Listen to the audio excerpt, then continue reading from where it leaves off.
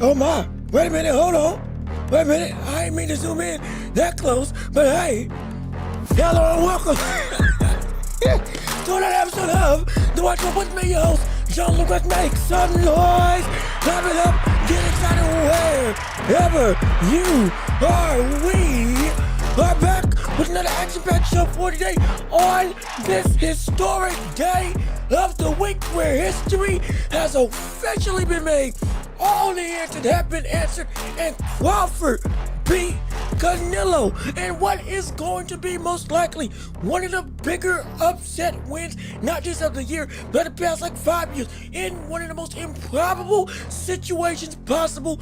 We just saw Terrence Crawford show up, show out, and absolutely dominate in every sense of the word. One of the other pound for pound greatest fighters of this era in Canelo Alvarez, and it wasn't even close. Can you believe it? My gosh, we got so much to discuss. How the fight went, how Crawford won, what the word's gonna come next for both of them. Pound for pound, who's number one now? Shouldn't really be a question, but we're gonna talk about it nonetheless, as well as going down the line, Crawford's rank in the annals of history. We've been teasing it, we've been discussing it. Now it's time to start to set it in stone, because ladies and gentlemen, we got ourselves a conversation that is going to shock the world. I guarantee you that right here, right now. But again, we got so much to talk about. We're so happy that you're here. Again, thank you for tuning in. Thank you for listening. If you are just tuning into the show and this is your first time, hey, I'm Jean-Luc Welch.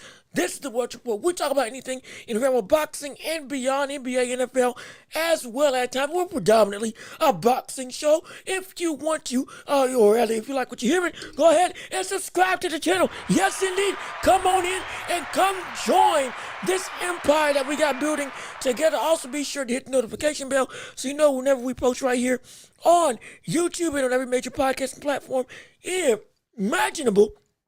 You can find us on Apple, Spotify, you name it, we're there. And if we're not, tell us, we'll get there absolutely. Also, be sure, if you haven't already, to leave a like on the video and comment your thoughts and opinions in the chat so we can bring it up on screen for you all to be able to see. Like with Angry Mexican, who's already here in chat already. How you doing?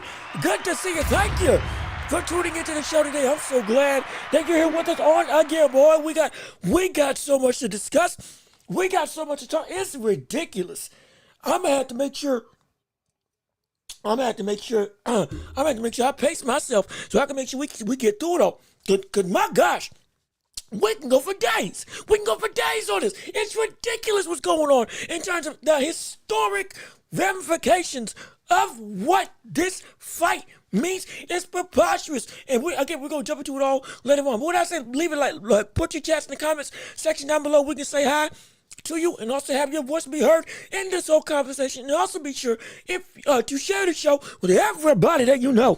Yes, sir. So we keep on building up this empire. To get a link back up a little bit so I can make sure I'm in frame with the screen. But man,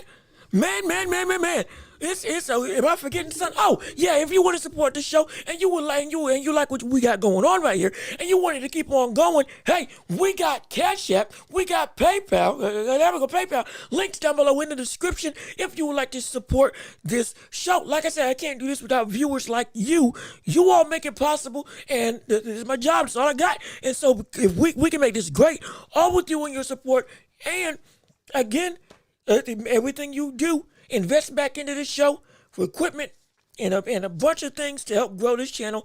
Absolutely. We're getting ready. Again, monetization is coming. It really is coming. But for the time being, it's the best that we got for what we can do. So if you can give anything we do, we appreciate it. If not, hey, come on, just watch and just tell people about the show. That's all we need. And it will help us out so much. We appreciate all of your support, and we appreciate all of your excitement. And hey, we got a show to do. We got bucks in the cover. We got history to make. And so, ladies and gentlemen, it is time to step into the ring. Yes, sir, that's right. Ring the bell. Let's get it started. Round one of this show going underway. And there is nothing else that needs to be done or discussed except for this one fact of life, that Crawford beat CANELO. Oh my gosh. Can you believe? My goodness. I'm shock and awe. Shock and awe. Shock and awe. It's like, we're just so, I mean, there's just so much to dive into with how this win came about.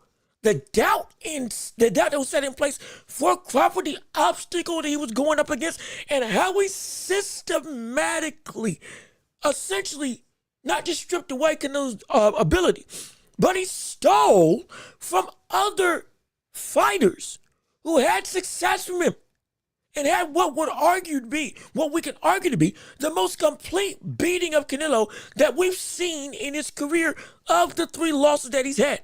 Of the 3. It's the most complete one. In my estimation, we're going to break that down in the show today. But before I do that, let me see what you all got to say. You got to buy me dinner first if you want to hit that close. CANELO, oh, yeah, I'm sorry. I forgot. I was trying to get the focus right for the camera. And yeah, y'all saw my forehead and all. Seeing into my thoughts of the matter. My apologies, but even still, hey, look, I'm here. That's the biggest thing. I backed away, and now we should be pretty comfortable right now. But let me see. CANELO was robbed. Let's talk about it. Well, no, he wasn't robbed. I'm going to tell you that, but we can put that to bed right now. In fact, that could be the first thing. That could be the first thing that we can say. Yeah, CANELO Bud won. Yeah, he I'm telling you, man, he did something incredible. And it's incredible because we're not going to dismiss what CANELO is as a fighter. Like I said, we're not going to do revisionist history because we knew what CANELO was going into this, flaws and all, and why this was such an improbable type of thing. But we're going to delve into that later on, or all throughout the show today. Love King, how you doing? Good to see you. Thank you for tuning into the show. So glad you're with us on today. Yeah, but yeah, you called it. You called it. If you in the chat and you called this fight, hey, you got room to gloat because you said what everybody else said, what everybody else said wouldn't be done. Man, what a fight. I'm so happy. And it was such a good fight. And see, here's the thing. Even in the way that it was Crawford controlling the majority, it was still a quality fight. It wasn't a boring thing. That's another aspect of this fight that made it so good. It wasn't boring. It wasn't just a snooze fest. Everybody was invested. It was exciting.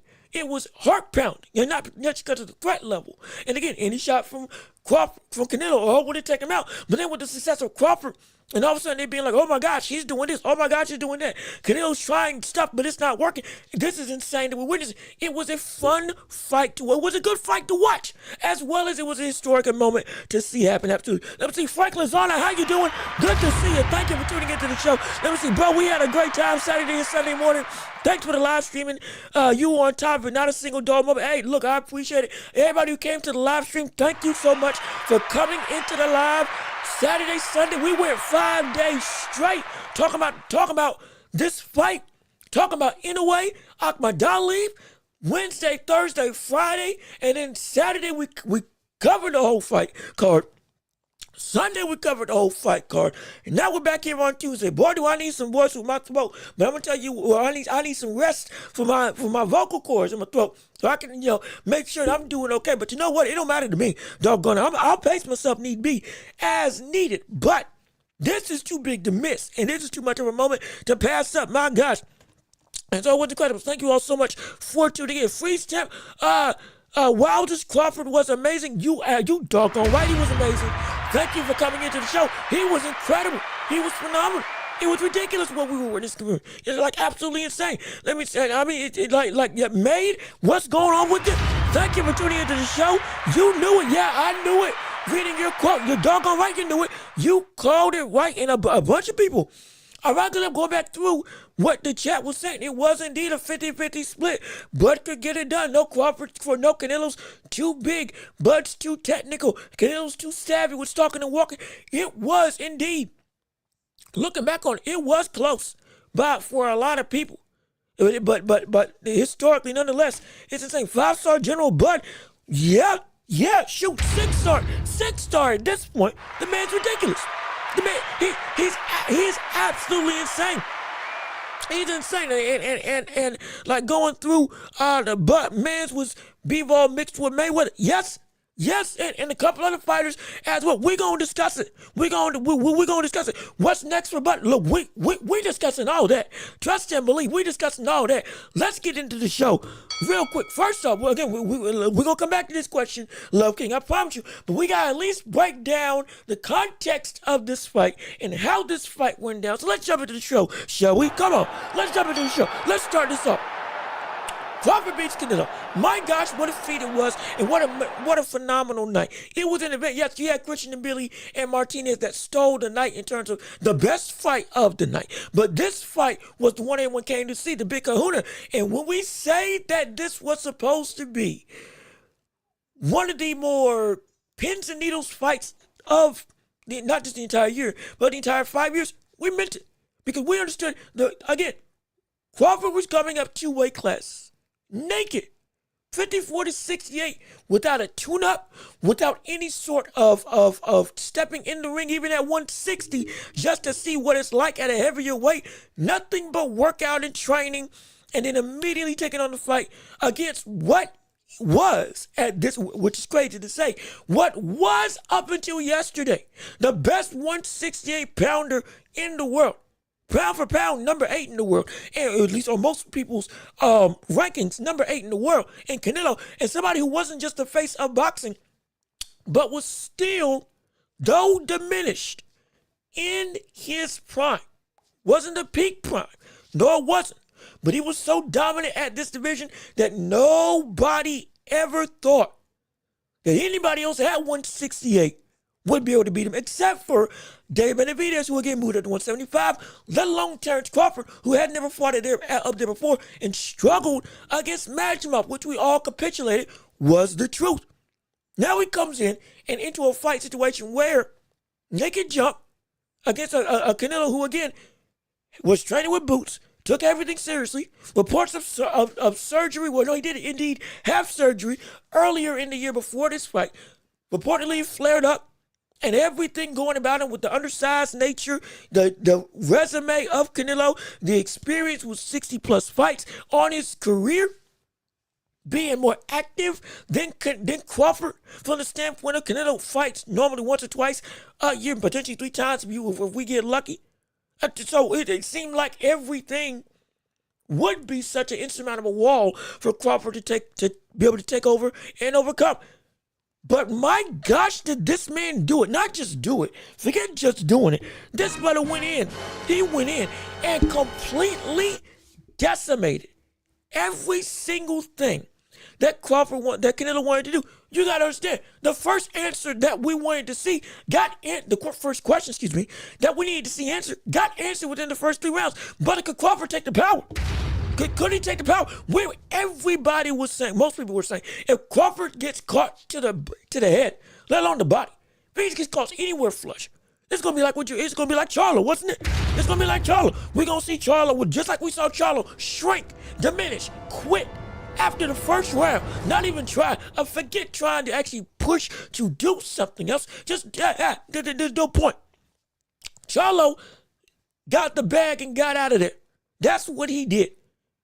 And it was lackadaisical. That brother was undisputed at 154. So you mean to tell me that Crawford was gonna not succumb to the same fate. That's what a lot of people were saying. Lo and behold, this man was not just taking shots to the body. He was walking through shots. He was walking through everything.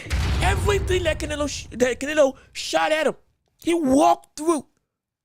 Let alone when he got caught on the back of the head with a full-fledged hook that he was unable to defend, and reacted the same way that he did to Errol Spence. Are you kidding me? Are you serious?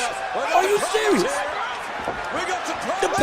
The power and size from a strength perspective was not just non-existent. It was in favor of Crawford. We got to be honest. It was in favor of Crawford. Because remember, don't forget, in the clinch, when they clinched up, he was able to muscle and or stand his ground against the strength of Canelo. There was nothing that Canelo was able to do to physically dominate Crawford in any way, shape, or form.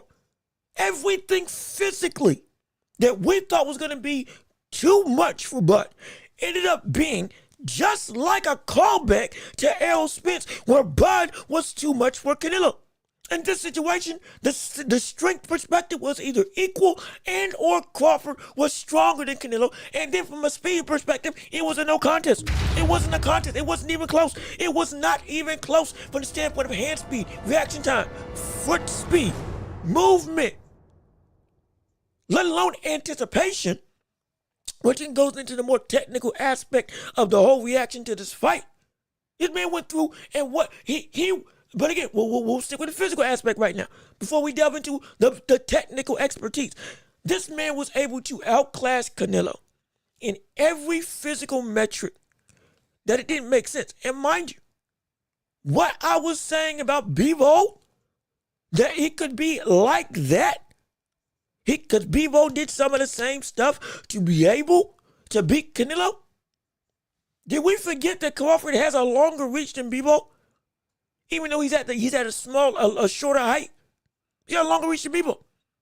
If I have my stats correct, at least it is comparable to that reach. So yes, he could do the same stuff, and with the mind that he is of a fighter, no kidding, he'd be able to do. He'll be able to also do that as well.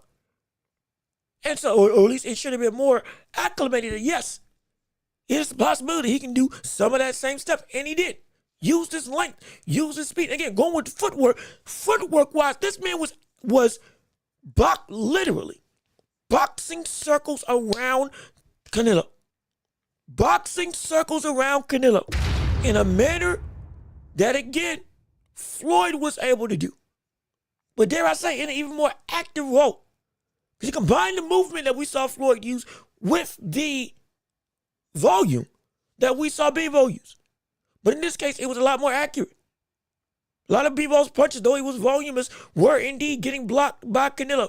Though it was just too much activity for Canelo to overcome. In this situation, it was accuracy as well as volume that was able to beat the likes of Canelo. It was insane. And don't forget, the hand speed that we said was going to be, if it did indeed bode true, that he was indeed faster than Canelo, he would be able to beat him to the punch. And lo and behold, he did just that. He did just that. And so on every physical spectrum, Canelo was outmatched, which I've never thought I've ever said about Canelo Alvarez, regardless of where he's won or lost. Outside of Bivol, when Bivol was just the bigger guy outright at 175 pounds. Again, higher weight class. It should have been like that with Canelo. Yet it was. And this is why I say the physical specimen of Terrence Crawford, if he is able to be at 168, similar to the likes of Boots, the bigger he gets, potentially the better he can be. And lo and behold, we just saw it. This man said he was always cutting weight down to those low weight classes. Now he just had to cut nearly as much weight to be able to fight like he wants to fight. Sure enough, looked like it. Not just looked like it. That was the fact of the matter. That was the fact of the matter. Like this, it's preposterous. It's ridiculous. Truly, it's insane. Then from the physical aspects that again, I said there could be a real possibility that Crawford might be stronger than Canelo.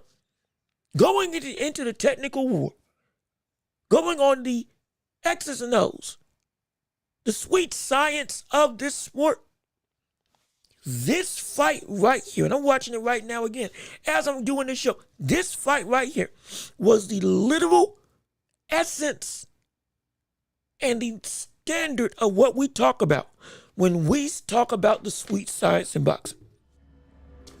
This is what we mean when we talk about the sweet science. This is what we mean. This is exactly what we mean. Not running, not trying to avoid competition. We mean boxing in this much of a beautiful perfection type of degree. I said in my breakdown, Crawford needs to have a perfect fight to be able to beat Canelo. We said that. And I said what he needed to do to be able to beat him.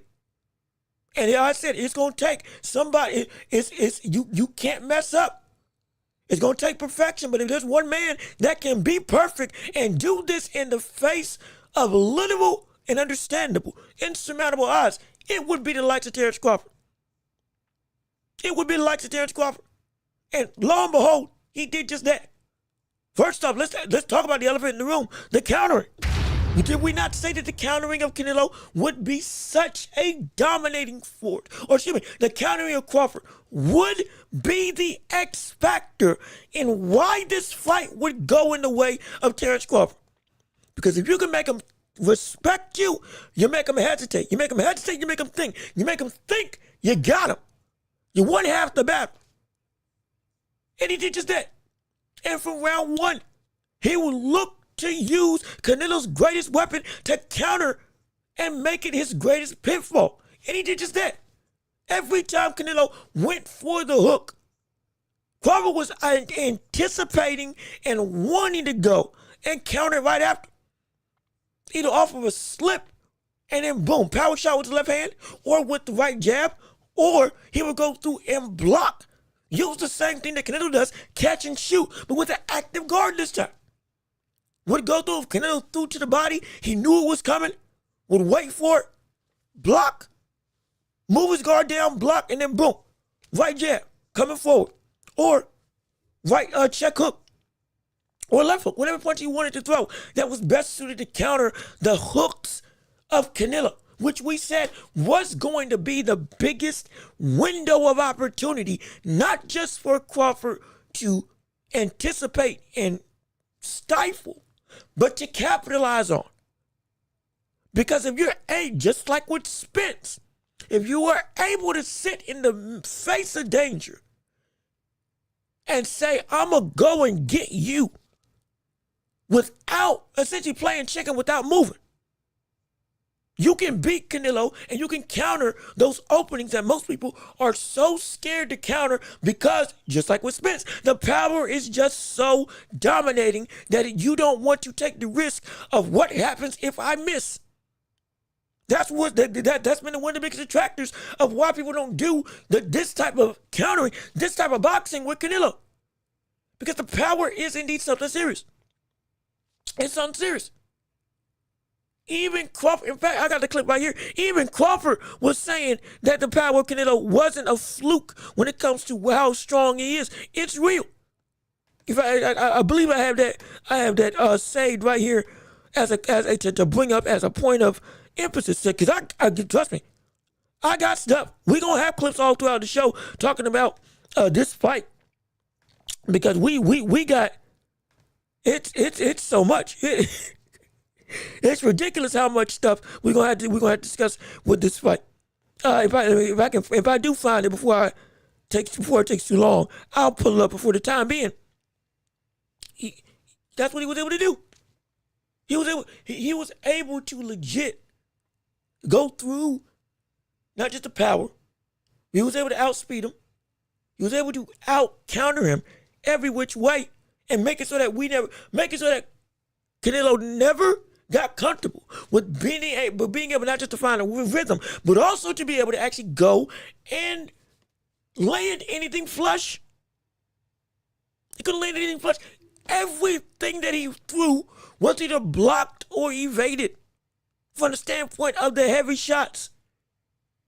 Yes, the straight right of Canelo was getting through. Yes, there were some hooks that got through, absolutely.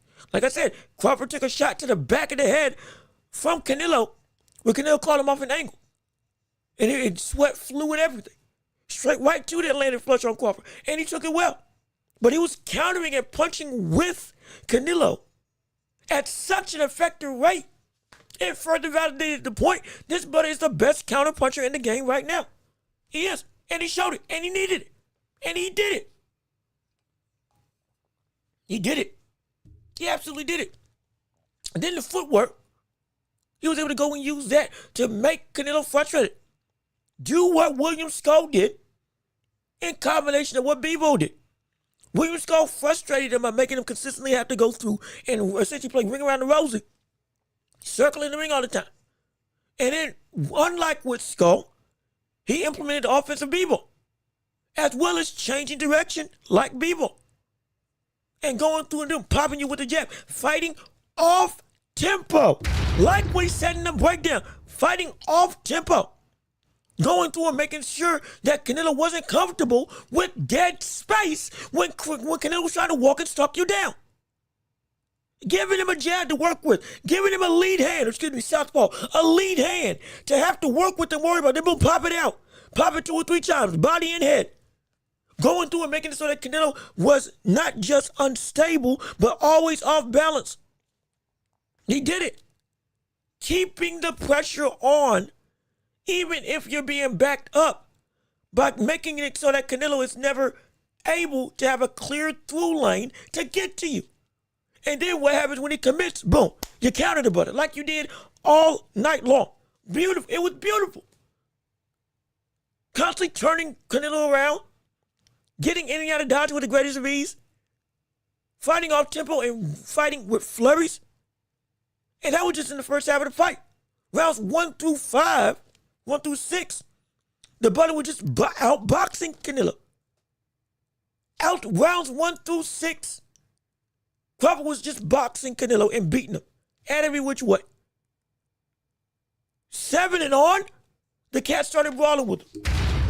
7 and on, the cat started brawling.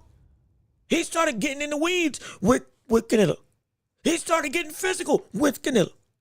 He started then going and trading with Canelo. Because did not say at some point in time, Crawford's going to have to fight. It's going to turn into a fight.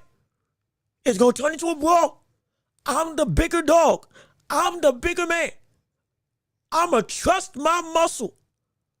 I'm going to go through and trust what I built up and trust in my own instincts.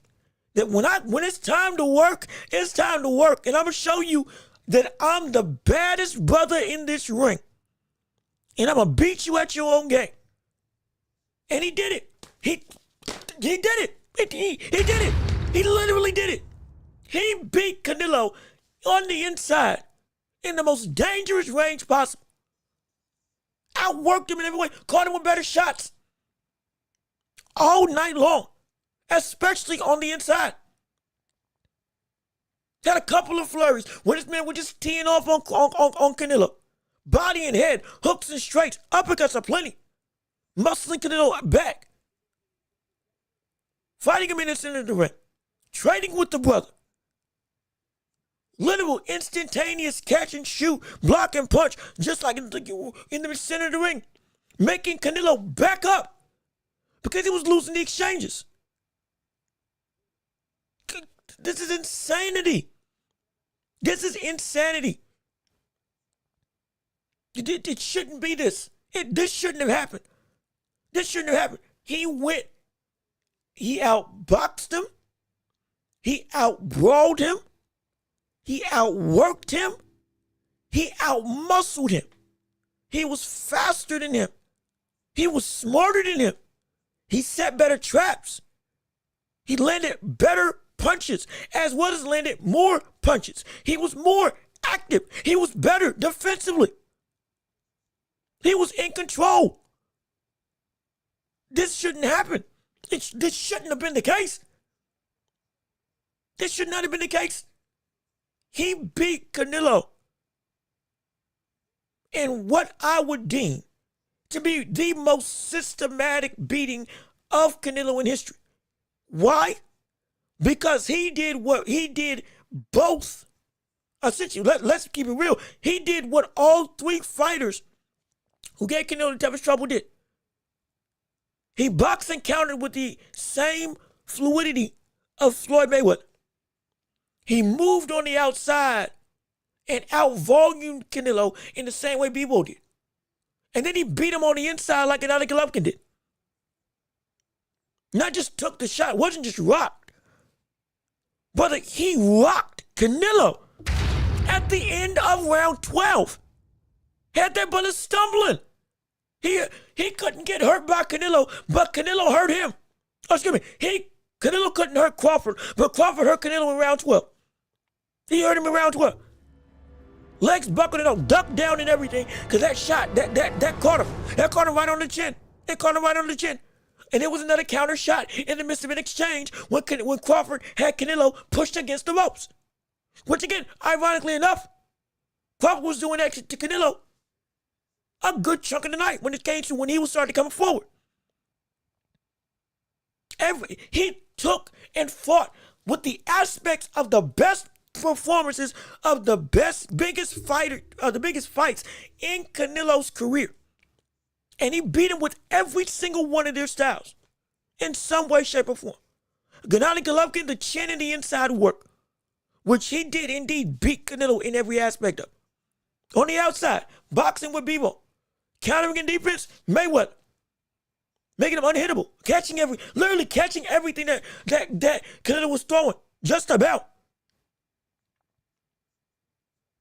This was the most complete beating I've seen of Canelo. And the fight wasn't close. 115, 113, 115, 113, 116, 112 with the scorecards. That wasn't close at all.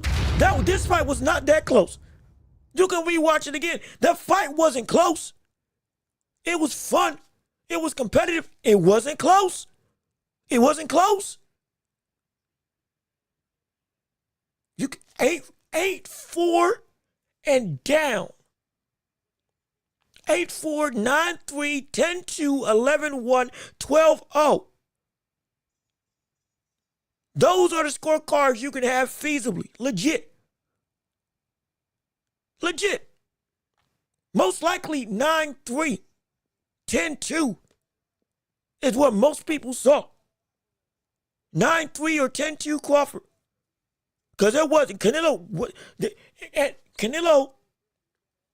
went into the code red situation that we talked about. Remember, we had said if the power of Canelo isn't able to do anything to Crawford, what else is there for he can do? And all of a sudden, we just saw the code red came into effect. It came into effect.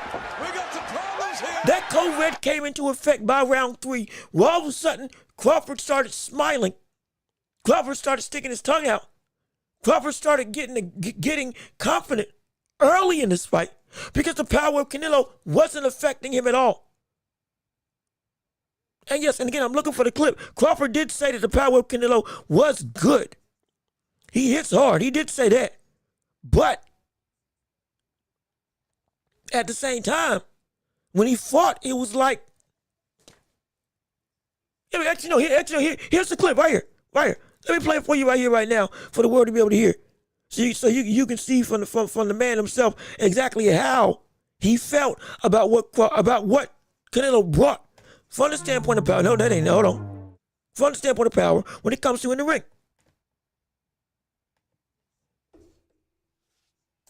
When did you know in the fight that you could take his shots pretty well? Well, the first shot that he hit me with, Canelo, he punched hard, but I think, he couldn't land the shots that he wanted to land on me, and that was frustrating him.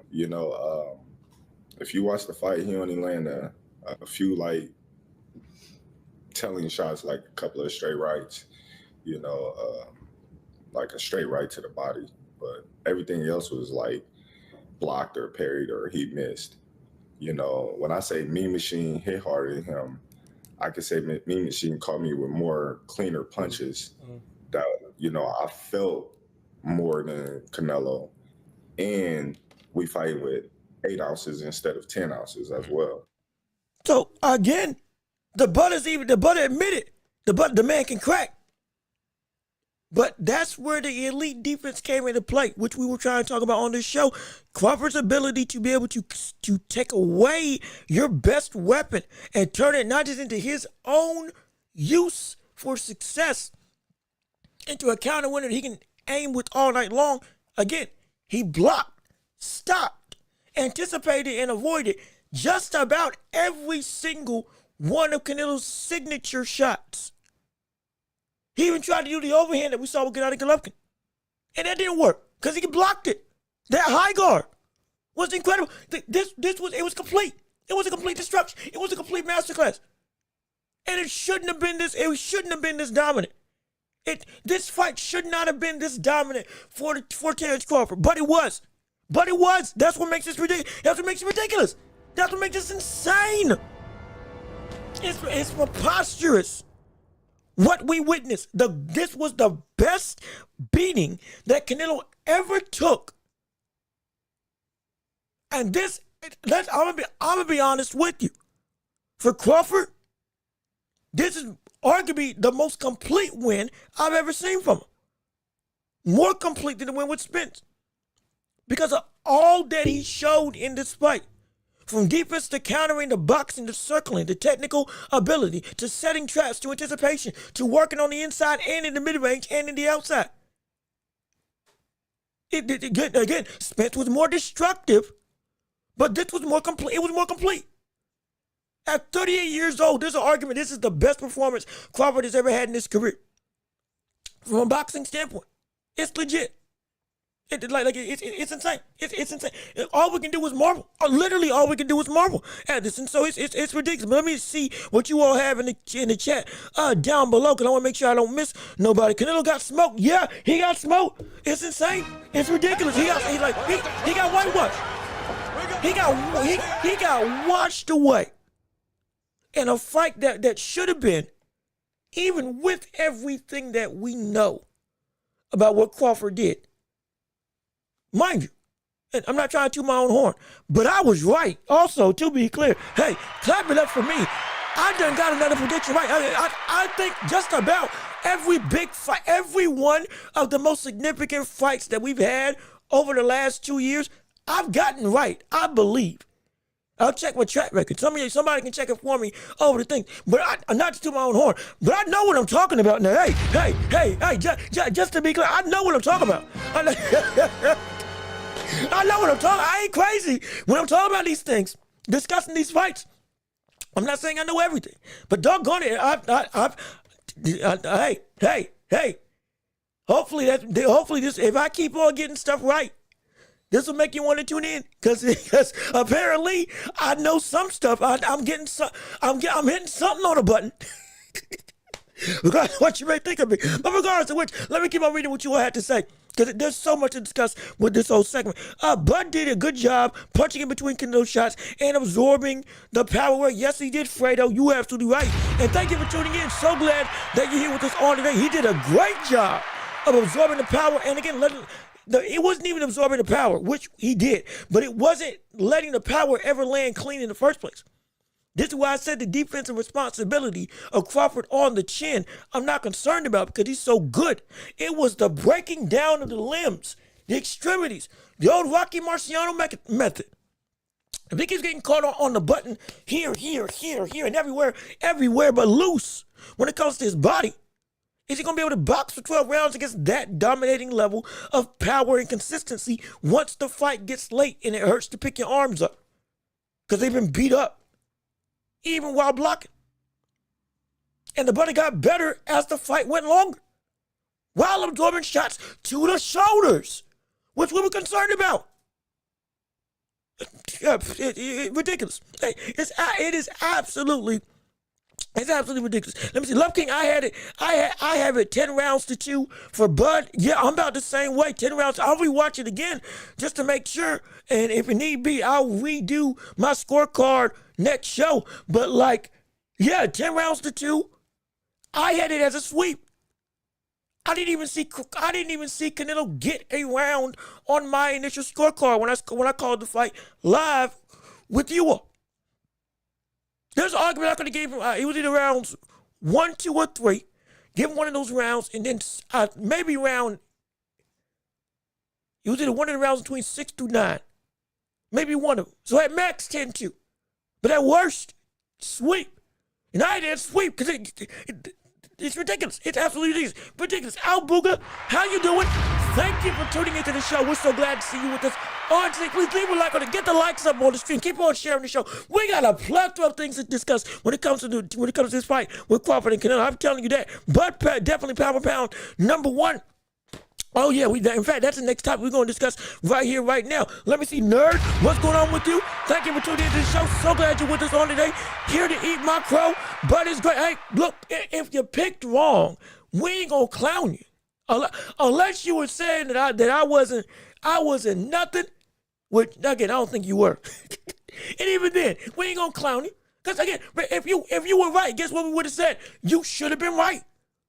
Because what the understanding of the amount of obstacles that Crawford would have had to overcome to win was so improbable. So you being wrong, it ain't bad. It's because this man did something great that, yeah, I wouldn't expect. It's hard to expect anybody to say, yeah, they can overcome this. So I ain't gonna lambast you. No, it ain't no crow to eat. We just here appreciating greatness and wrapping our heads around how the world this happened. That's all we're doing on here on this show. Now that Crawford is the king, he inherited the king's problems like they've been. Like I see. Now see, we are going to address this right here with the next steps for each of them, and we're going to talk about the Benavidez and that whole conversation going on with who Crawford needs to fight now, what he needs to do, what he is. So for some people, we still ain't proved nothing yet. Some people, they trying to say Canelo was never that great. And now they say, unless you fight Benavidez, oh, you still a bum. We are going to address all that right here. I promise you that. Well, let me see. Yoda, what's going on with you? How you doing? Good to see you. Thank you for tuning into the show. Please keep on liking the stream. Keep on sharing the show. And again, if you want to give us support, Cash App and PayPal. While we're waiting on monetization, links down below in the description as well. If you like to support and help keep the show running, mean the world to me. Anything we'll do. But again, just share if you can, and just get the word out, because we want everybody involved on this conversation, because I know there's a lot of people that got something to say. I guarantee you that. I promise you. Let me see. After seeing how Bud handled Canelo, how do you think Charlo would fare against Bud? Well, I can answer that real quick. Charlo would die. Charlo would get destroyed. Charlo would retire. Charlo would retire. Charlo would retire if he ever fought against. That would be so bad. That if this brother did this to Canelo, the world you think you're gonna do if you're Charlo, and you ain't looked good in the past 2 years. You struggled against Harrison. I believe was it? I might be thinking of the wrong Charlo. Was it? No, you knocked out Castano. Is it? Am I misremembering the two Charlos? Either way. We've seen you struggle, and we saw what you did against this very man right here, which is terrible. In fact, this win makes that Charlo loss look even worse. It makes it look even worse. It makes it look even worse. But by proxy of this fight, Charlo's stock dropped again, and he's coming back. He's coming back to fight Spence. And this stock just made Charlo, his stock just dropped again because of what we just saw Crawford do. What the world were you trying to do? You mean tell me you couldn't have at least pumped out your jab and taken one aspect? We know you ain't good enough to do everything that Crawford did. And Lord knows we know that for a fact. But you couldn't have taken one aspect that Crawford did and tried to implement. You could have done something. It makes him look so weak. Deservedly so, because he didn't try. Oh yeah, no, he'd die. He would die if he went against Crawford. I said that before. I'll say that he gets beat within 5 rounds if he fights Crawford. He gets beat within right now. He gets beat in 5. He gets beat in 5. He makes Charlo quit. Bud makes Charlo quit if he fought against him. That's how bad that performance was. With now the other side of the coin just being shown. With what Crawford was able to, no, he gets beat in 5 rounds and he quits if he fights against Crawford. I promise you that. I'll promise you that. He ain't no way. Both of the Charlos get beat by him if he fights against them. Both of them get beat by him. If he fights against them. It's not even close. It's not even close. Not even close. Teddy Berkshire, I didn't get the job, but I told you it would be Errol Spence reenactment. Yeah, you did.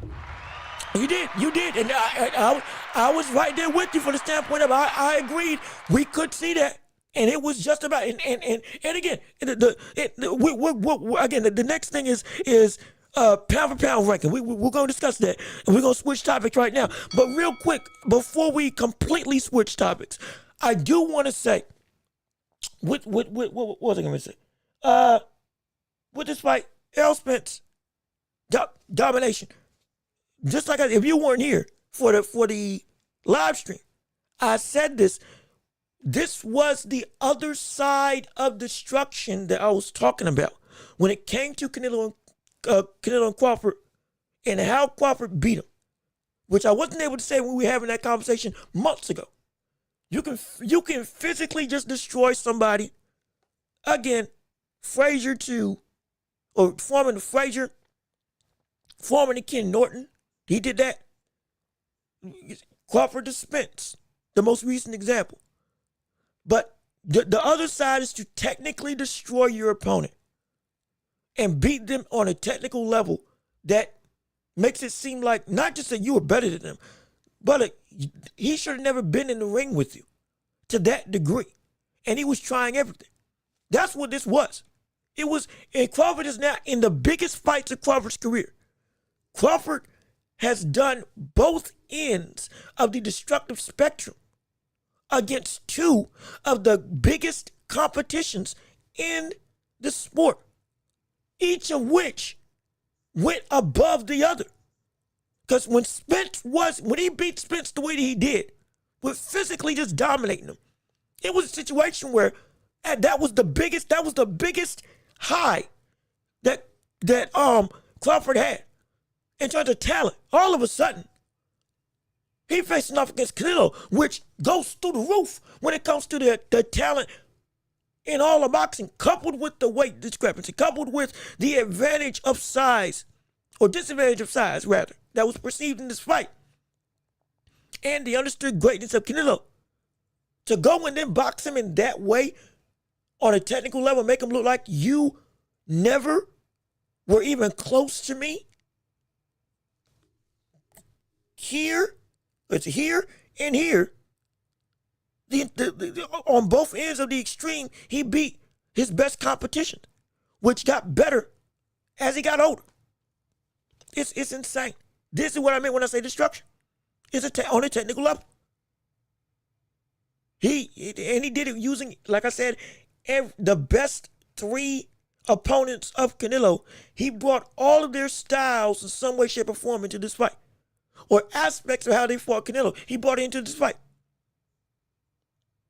The only other person I could ever perceive to do that, to bring other styles of other fighters into a fight against an opponent, to use all of them against him, are Usyk and Inoue. That's it. That's insane. It's ridiculous. It is absolutely ridiculous. It is absolutely insane. Yeah, you told me he was going to be a clinic. It was a clinic. It was an absolute clinic. And the crazy thing was, the biggest thing about this, Crawford didn't just beat Canelo and took the power. Again, Crawford hurt him in round 12. He hurt him in round 12. He got wobbled worse. He got wobbled in the worst way since we've seen him get wobbled from Miguel Cotto's brother. Back at 154. It was 154, 147, one of the two weight classes. Legitimate.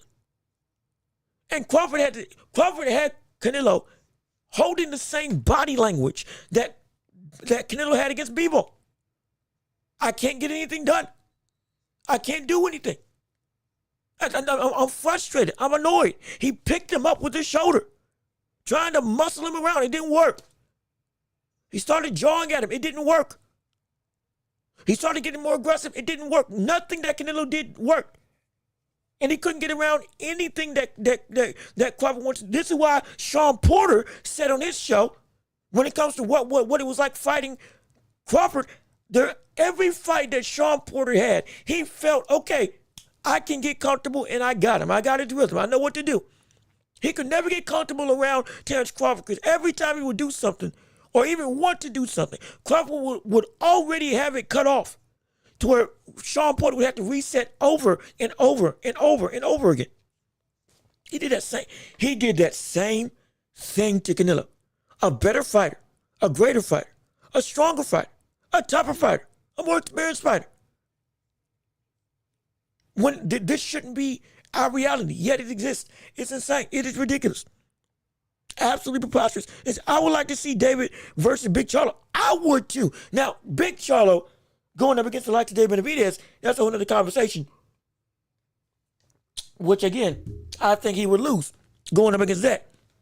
That's a whole nother can of worms to talk about. But let me see. I promise you he's not going to fight David after that. Probably drop the weight and try to fight. No, he ain't. And now we can go into the next topic of discussion. Pound for pound. While addressing this question, Crawford's not moving down. If Crawford did move down, he's not moving past 160. He's not moving past 160. You know why? Because when he was asked about Boots Ennis, where's that? Where I should have the clip up right here. When he was asked about Boots Ennis, I should be able to find the if I can find the clip. Hopefully I can find it in time. If not, we'll just drop. But essentially, when asked about Boots Ennis and said, would he move down to fight Boots? Crawford said no. He said flat out no. I'm not moving back down to one. Crawford said I'm not moving back down to 154 to fight Boots. When he was asked about it in the press conference, he said it, and it's like that's a clear-cut sign. He is doing the right thing in my eyes. He's doing the right thing. He is doing the right thing because there's no way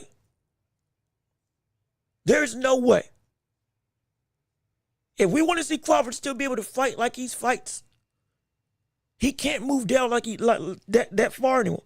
Most likely he can't, because it would be the same mistake that Roy Jones Jr. made when he moved back down from heavyweight to 175 after gaining all that muscle so quick. It would be the same mistake.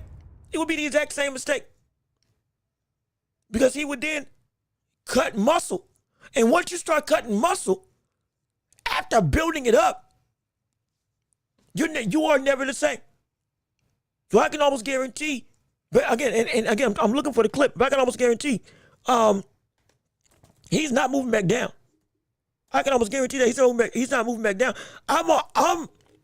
He might move down to 160 because he did tease that in his post fight it was presser, but also in his post fight interviews with the likes of Max Kellerman on screen. He's already got some competition that's calling him out, like the likes of Virgil Ortiz right here, right now. If I can pull it up for you all, you can hear from him himself. But yeah, I mean, if the fight comes up, the opportunity comes up, I would love that fight. So you're saying 160 versus Crawford, you do it? Oh yeah, Got yeah. it. Even if it's right now like at 154, like let's say he says, you know what, I want you to jump up to 160. Why not? I mean, I feel like I'm a big 154 as it is, you know? I mean, I was a big 140. I was a 140, a big 140, a big 147, a big 154. I think 160, I've always said I'd go to 160 eventually. So why Gotcha. not? But yeah, I mean. So, as you can see, Virgil wants some smoke. There was a clip of Boo Boo Andre out here saying he wants some smoke as well. Everybody wants some smoke when it comes to Terrence Crawford at this point in time. Understandably so. But with that being the case, this essentially shows and goes into the point of pound for pound. There shouldn't be a question. There shouldn't be a question at all about who's pound for pound now. There shouldn't. It's Terrence Crawford. We can answer that right now. All of this further cements the fact that Crawford is definitively, and I can proudly say this now, Crawford is definitively undisputed, undefeated, unquestioned, and unrivaled as the pound for pound best fighter in the world today. Terrence Crawford is the #1 pound for pound best fighter in the world. There is no equal. There is no comparison. You can talk about talent, sure, absolutely. I still think Inoue and Crawford, they're right there with each other, no question. But Inoue ain't do this. Inoue's been making a career that's been insane and ridiculous. He's had a career that's nearly better than everybody else, only rivaled by the likes of Canelo. We want to go with accolades as a whole. But brother, he ain't do this. He ain't do this. This is unprecedented. Do you understand the preposterous nature that this was? From the grounds of outside of cruiserweight, moving up to heavyweight when it comes to the unrestricted weight limits. And Usyk doing what he did. Absolutely. This is, again, Crawford coming up from 135. Going to eventually naked at 168. And doing this to the best fighter in that division. Nay, of this era. From the standpoint of greatness as a whole. No, it shouldn't have been. There's no question. There's no equal. I don't know. And again, I love Inoue and I love Usyk. I am not putting both of them above this cat right here. I am not putting both of them above Terrence Crawford. This man, and even more than just pound for pound #1, which Crawford is. He is the face of this sport now. We got to say that. We have to say that. He's the face of boxing. He's literally the face of boxing. He is now synonymous with, in the same way that Canelo became the face of boxing and was synonymous with the sport. Crawford has now reached that same zenith now. Because like they said on the broadcast on Saturday, there is no one bigger than Canelo. There isn't. And he's been beat before, yes. But at this version of Canelo, no, there wasn't, this was theoretically final form. From the standpoint of the everything that he had as a skill set. Which, again, we can put this to bed in terms of Canelo being washed, old, never that great, never that good. We're going to put that to bed right now. For anybody that wants to say that, because that's a bold-faced lie. That's a bold-faced lie that does not deserve any sort of respect. Because we acknowledged the diminishing ability from a physical standpoint of Canelo. But what we're not going to do is act like this wasn't one of the better-looking Canelos we've seen in a mighty long time. Similar to what we saw when Tyson Fury fought against Usyk in both situations when he went and looked like one of the best versions of Fury. But Canelo was fainting. Canelo was using head movement. Canelo was actively trying to walk down his opponent and taking legitimate angles to cut out the ring, mixing up his offense, trying to switch up his timing to some degree. Going on the inside, more defensively responsible than we've seen in the past, and Crawford was just beating him at every way.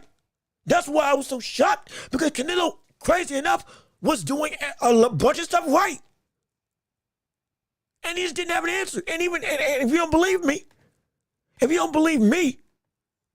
that he didn't have an answer, well, believe him. Because it wasn't just us on the outside saying that Canelo had nothing to give to the likes of Crawford to try to combat this domination. It was also Canelo himself. You know, I'll let him speak for himself. See, so dare I say so, I don't impede on his own words. Here, take a look for yourself. I tried my best tonight. Is it a massive weekend in the world of comparisons that we live in right now? If you can't compare. Wait, no, wrong clip, hold on. Here we go. Here's the clip, my bad. Wrong clip. Here's the clip of I almost spoiled something. I almost spoiled one of my points. But here's the clip I meant to say. When it came to Canelo and Crawford talking about Canelo and him not being able to do anything. He's a great fighter. Crawford, we already know. We knew Crawford is a great fighter, and I did what I supposed to do, right? I tried for every way, and I trained really hard, and he deserved all the credit. No, I tried my best tonight, and I just cannot figure out the style. Was it something specific, the movement or the speed or power, or what? Was there something you could put your finger on that gave you the most trouble? Everything. Okay. He have everything. Has it sunk in yet that for the first time in forever, you're not a world champion? No, I feel a champion no matter what. You know, I win no matter what, and I still feel a champion. So it is what it is. You take. And so again, this ain't me saying it, but this man said himself, I couldn't do a thing against him. I couldn't do it. And you know what's crazy? And again, I'm not trying to overlook you all's chats. I'm not. But further going into why this is pound for pound and why Crawford should not be questioned as the pound for pound number one. We've against when the dispute with Gennady Golovkin came up, Canelo was confident. No, I beat him. When he lost to Bebo, he was saying, I went and there's no way he should have won that fight. Let me get the rematch. I'm going to show y'all why I should have won last time. He's not all that special. Trust me. He was saying everything under the sun about Bebo. Floyd, he was saying, hey, look, I'm inexperienced. I didn't know some stuff. Now, I'm a different guy. That wouldn't go that way. There was no excuse at all for what Canelo did in this fight, except for I tried everything and I couldn't do anything against him. I have never heard Canelo Alvarez admit, without any caveats, that I could not do anything against somebody. This is the first time in my career I've ever heard him say that there was nothing I could do.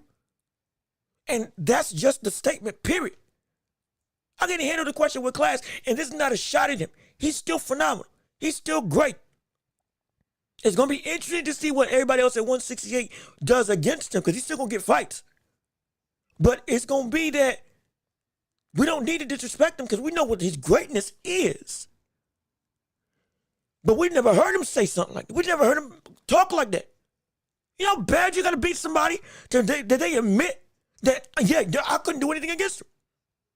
I couldn't. Wait, you know what we use? You know who we normally use those sound bites for? Floyd Mayweather. We're discussing the way he was able to beat people. We use those sound bites for Floyd normally. Oh, I couldn't touch him. There was nothing I could do with the bullet. Too fast, too smart, too good. I tried everything. There's nothing I can do. He's just that. He's a different type of man. That's what we were saying about Floyd Mayweather. And we use clips like this for Floyd. All of a sudden now, you see the clips. This is Canelo saying this about Crawford. A better version of Canelo. What we touted as the best version of Canelo. Again, yes, diminished, but still in his prime, and from an experience and from the knowledge that he had gained as a boxer. The things that we had seen work against him when he was younger weren't working against him when he was older. It wasn't. That's the truth. That is the truth. That is the truth. And this cat still was saying that with all that wealth of experience and physical ability that I have, knowledge and boxing ability, I couldn't do a thing against this cat. I got beat. Plain. Insane. Preposterous. From the standpoint of optics and output that we never thought we'd see him admit. This is it's legitimately, it is ridiculous. Let me see how is that John Juan the Don? I think that's how you say John Juan the Don. What's going on with you? How you doing? Good to see you. Thank you for tuning into the show. So glad you're with us on today. Nobody beats Crawford. Look, at this point, the real question is, brother, the sky's the limit. He's pound for pound number one. People are saying should we fight at 175? Does he need to fight Benavidez? What? But regardless of where he goes, which again, I did find the other clip of what he said his moves might be after the likes of this fight. He's not moving down to 154. He said that bluntly in the press conference, though I just cannot find that specific clip. But when it comes to 160, I can't say for certain. We got a soundbite for that we can bring up about what his chances are for what he's going to do, as we can play it right here, right now. Oh, there we go. Same thing, you know. I'm gonna sit down with my team, and we're gonna discuss what's next in the future for Terrence Crawford. And you know, who knows? I might go down to 160. My gut say the same. There we go. I might go down to 160. Now, the likelihood of him going up to 175 might not be as likely him fighting the likes of Dave Benavidez when it comes to the words of Bomac, which again we'll play right here.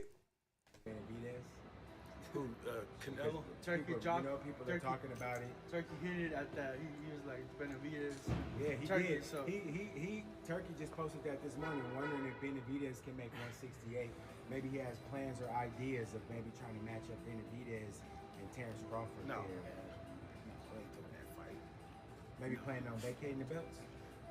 No, we ain't gonna vacate the belts. You know, we just gonna sit where we need to sit for a minute, and then, just like I said, get back in the gym and do our thing. So again, Bomac said no. Crawford's hitting that 160. Now they said they ain't relinquishing the belt, but they said they ain't fighting Benavidez. So we trying to figure out, so we really don't know where it's going.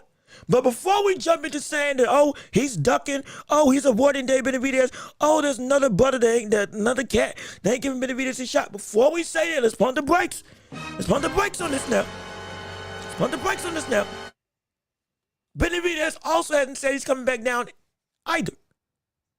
His Benavidez's goal right now has been trying to get the likes of Beterbiev, Bivol, and Undisputed at 175. At this point in time, he ain't even looking back at 160. And at this point in time, it was only for CANELO. Outside that, he's trying to make his own legacy. Now, if we don't see Benavidez come down to 168, which again, I don't think he will. And if it's true that we could see Crawford go back down to 160, then we could see, okay, Janibek. Now we talking about that's a goal. Janibek Ali Muhammad. That's a goal for 160. Charlo, which again, if he did fight Jamal Charlo at 160, yeah, he's getting knocked out. Already he's getting beat. Maybe not knocked out, but he's getting beat, absolutely. And he fights against Charlo. And in terms of if Crawford fight against Charlo, Charlo's getting beat soundly if that does happen. I got to promise you that.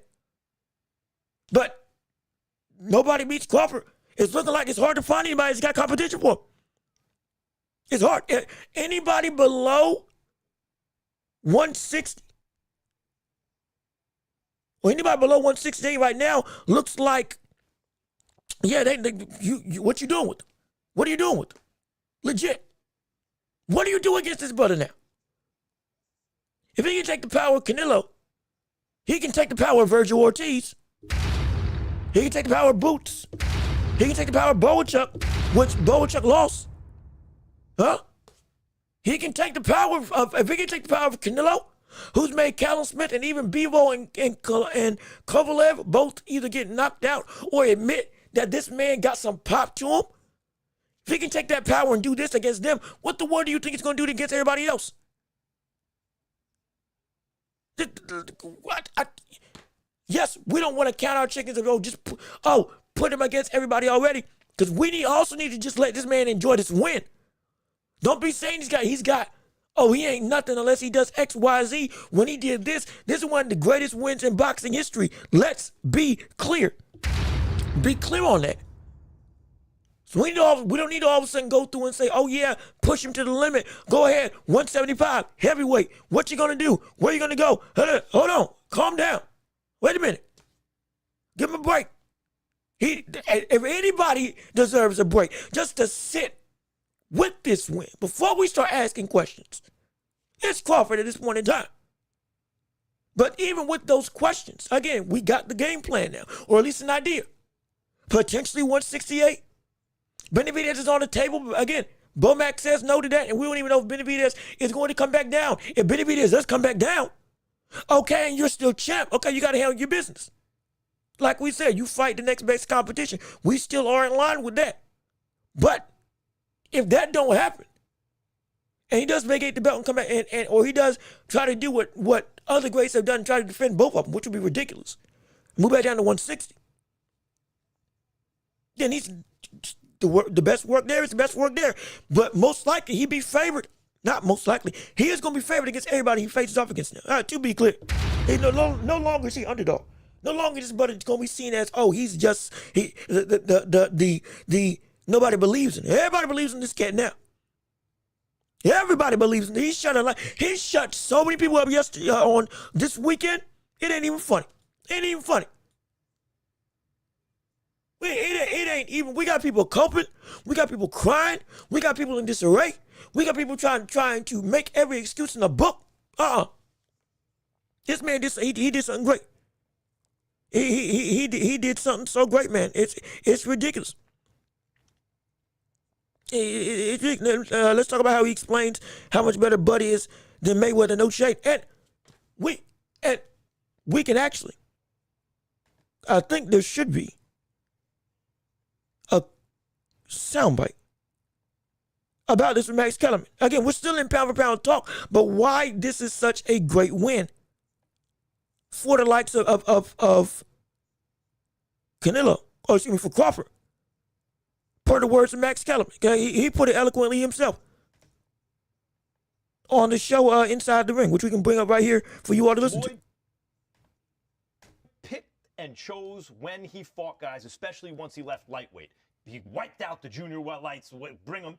Lightweight, he jumps up to Jose Luis Castillo first thing. A lot of people think he lost the first fight, I didn't, but then he won the rematch. But once he left lightweight, he was careful about when he fought guys. So even though his resume is deeper with names, people remember, yeah, but he didn't want it with certain dudes at certain times. Crawford, we all witnessed, even though the resume is thin in certain ways, he wanted it with everyone the whole time. Yes. That makes a difference to people. And I couldn't have said it better myself. Let me tell you something right now. Let me tell you something right now. I couldn't have said that better myself. Do you see now why I never disrespected Floyd, but we always put, like with everybody, in the proper context because of what they are and what they did and how they went about their career? Floyd, we weren't just jiving. We were saying this man indeed did not fight certain people or waited people out at the right time. But on the other end of the spectrum, we're looking at this and we're saying, hey, this cat for Crawford was indeed avoided. He didn't get the shot that he deserved against Spence. That PBC did not give him the fights that he deserved because he didn't want to work with Bobby Hemming and the whole other side of the street situation. They don't handle your business over there. All that stuff. People kept saying, Kell Brook, you took him on late. No, we didn't. Sean Porter, you took him on late. No, we didn't. All these excuses about Crawford's career, we have to put him to rest now. Because what happened when he faced off against a brother who he had no business fighting, he destroyed him. And he wanted this fight. And apparently, per Radio Raheem, who's another prominent boxing commentator, or boxing analyst slash commentator slash host, bunch of different things. Good guy. Go watch him.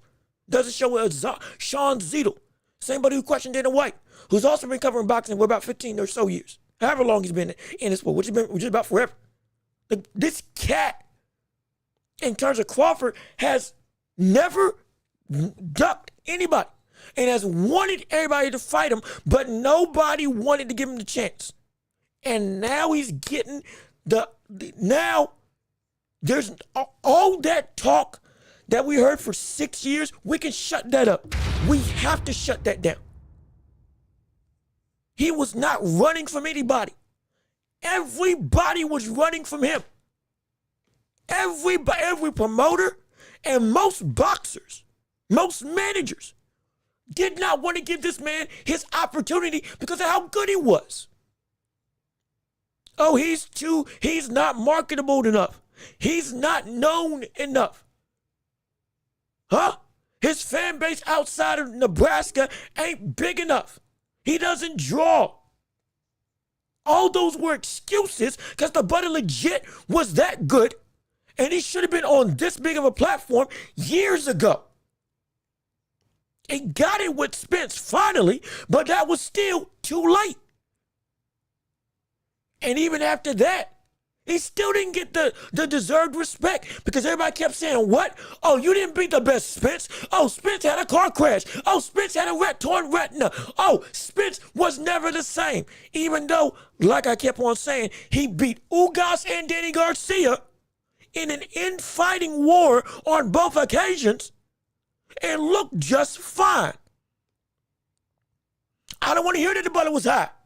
I don't want to hear that the brother was inebriated on the night of the fight. I don't want to hear that the brother's eyes look droopy. Oh, he don't look right. None of that. The man got beat because the brother was better than Spence. He got destroyed because Spence was nowhere close to the talent level of Crawford. Wasn't. Ever.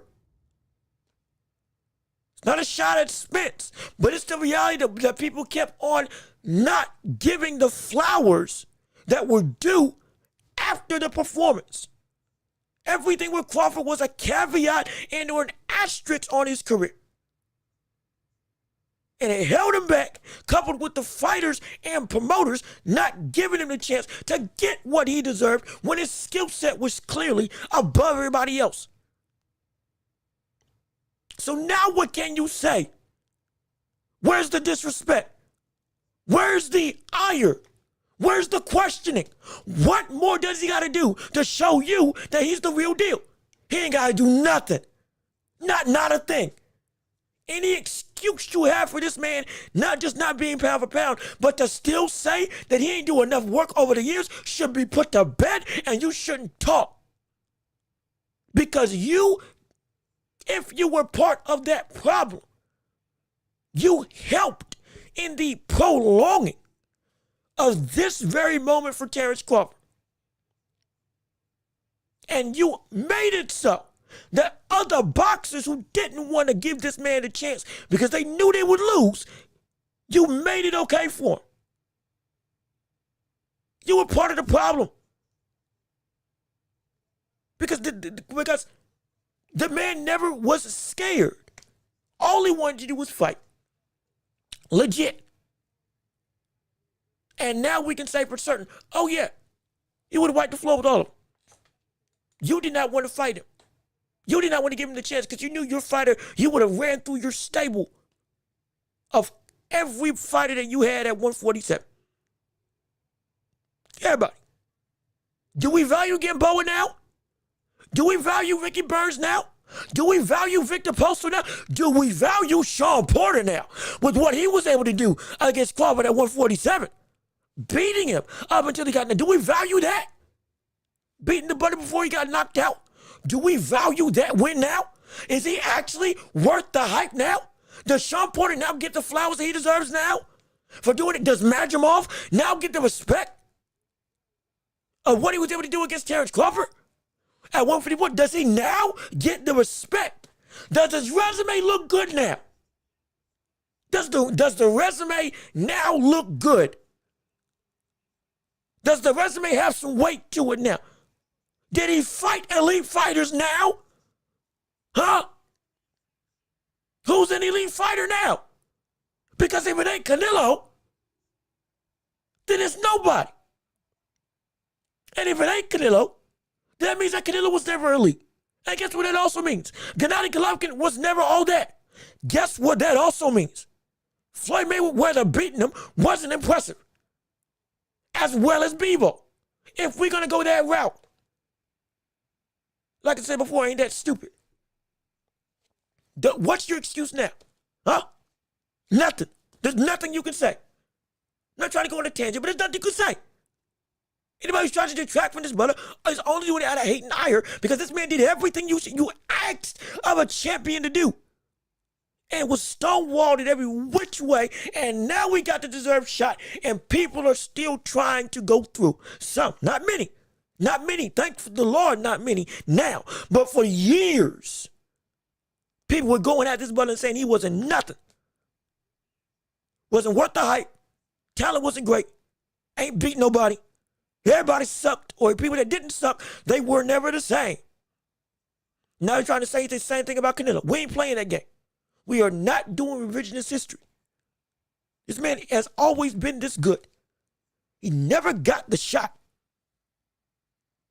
Never got the shot to this degree that he deserved. And even when he did with Spence, it wasn't the same. Because guess what? Everybody else said, "Oh, you ain't beat the best version of Spence." Well, what now? What now? What now? Spence, there wasn't a doggone thing Spence could do. Spence got beat that bad because Crawford was so far and away better than him. And the fact that Spence survived 9 rounds with that, the fact that Spence survived 9 rounds with this monster is impressive nonetheless. Because, brother, this is insane. It's ridiculous. Preposterous. So put that to bed right now. Do not detract from this cat. Don't talk against this brother from the standpoint of his greatness. Don't try to diminish that every win has an asterisk. Because at this point in time, what the world can you say now about Crawford? Because he beat Canelo. He beat him.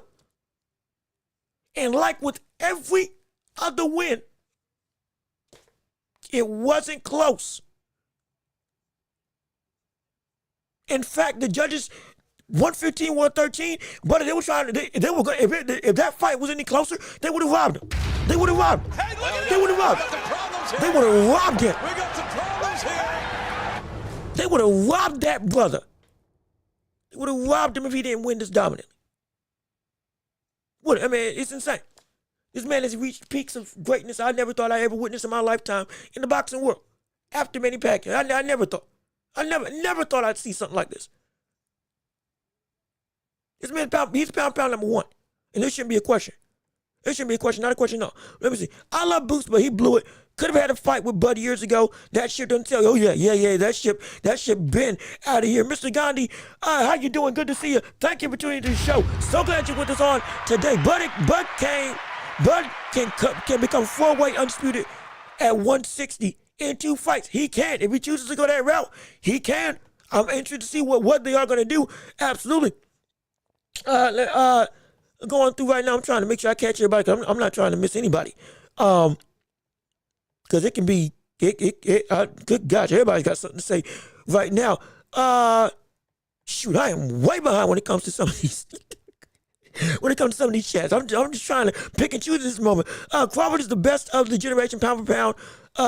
The real face of boxing and the king of the middleweights. Yeah, at this point, he is every fight with him right now is good. He takes and eclipses Tank.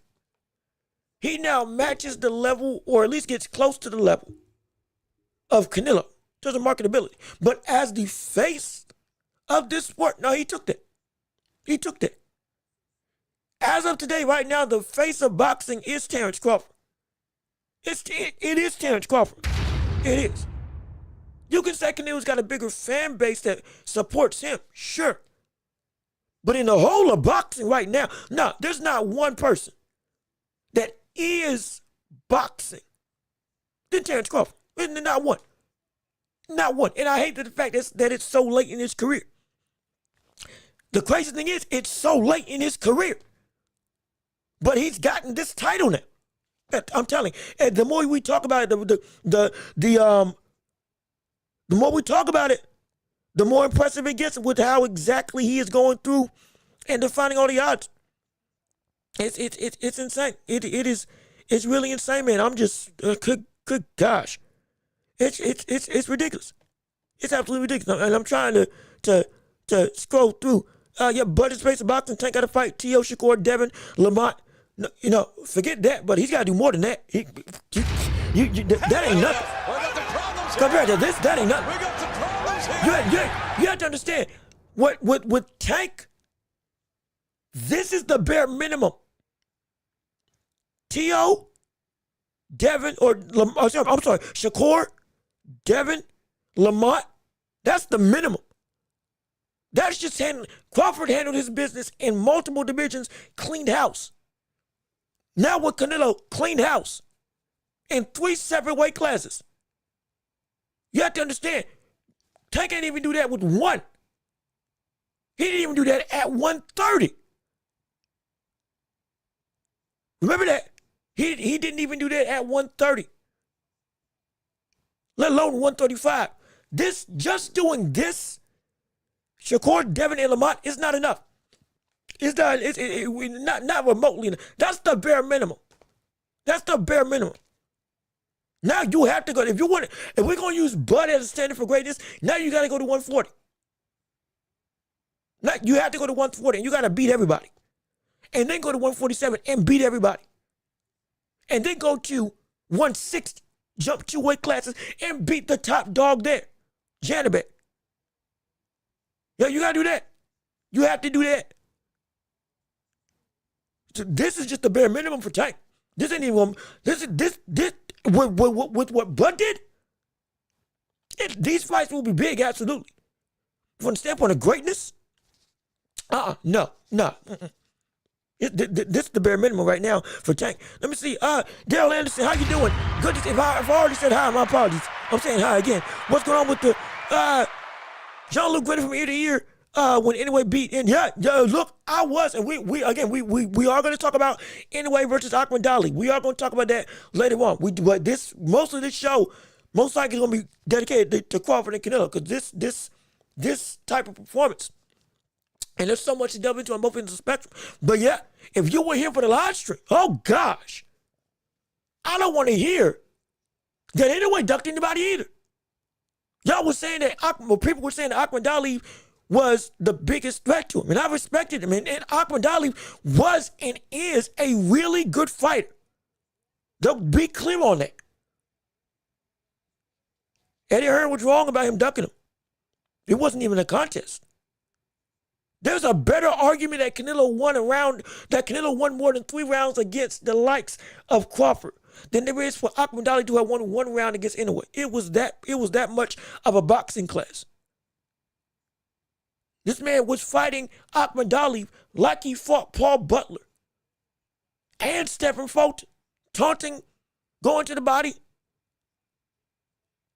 literally pulling an Ali, leaning back with his chin, floating back around the ring, popping out that jabbing this straight right to the body, countering him left, right, and center, making him miss every which way, skinning the cat when it came to avoiding punches. Absolutely. If you watch that fight back if you can. Masterclass against a brother who made him look like a fool. Was toying with him. Literally was toying with him. It's insane. It was ridiculous. Let me see. Tank needs to go up 2 weight classes and unify before he gets within a mile. Forget a mile. But within 100 miles of Bud. Just doing that alone would be the again. That was what was expected for his career. Unified. Just at one.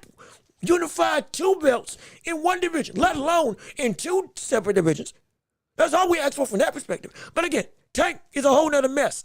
Tank is a whole nother mess that we ain't got to get into right now. Trust me, Tank's scared to lose. He is scared to lose, absolutely. We're not gonna mention him in real conversations. He doesn't deserve to be in real conversation. You're absolutely right about that. No question about that. I'm right there with you.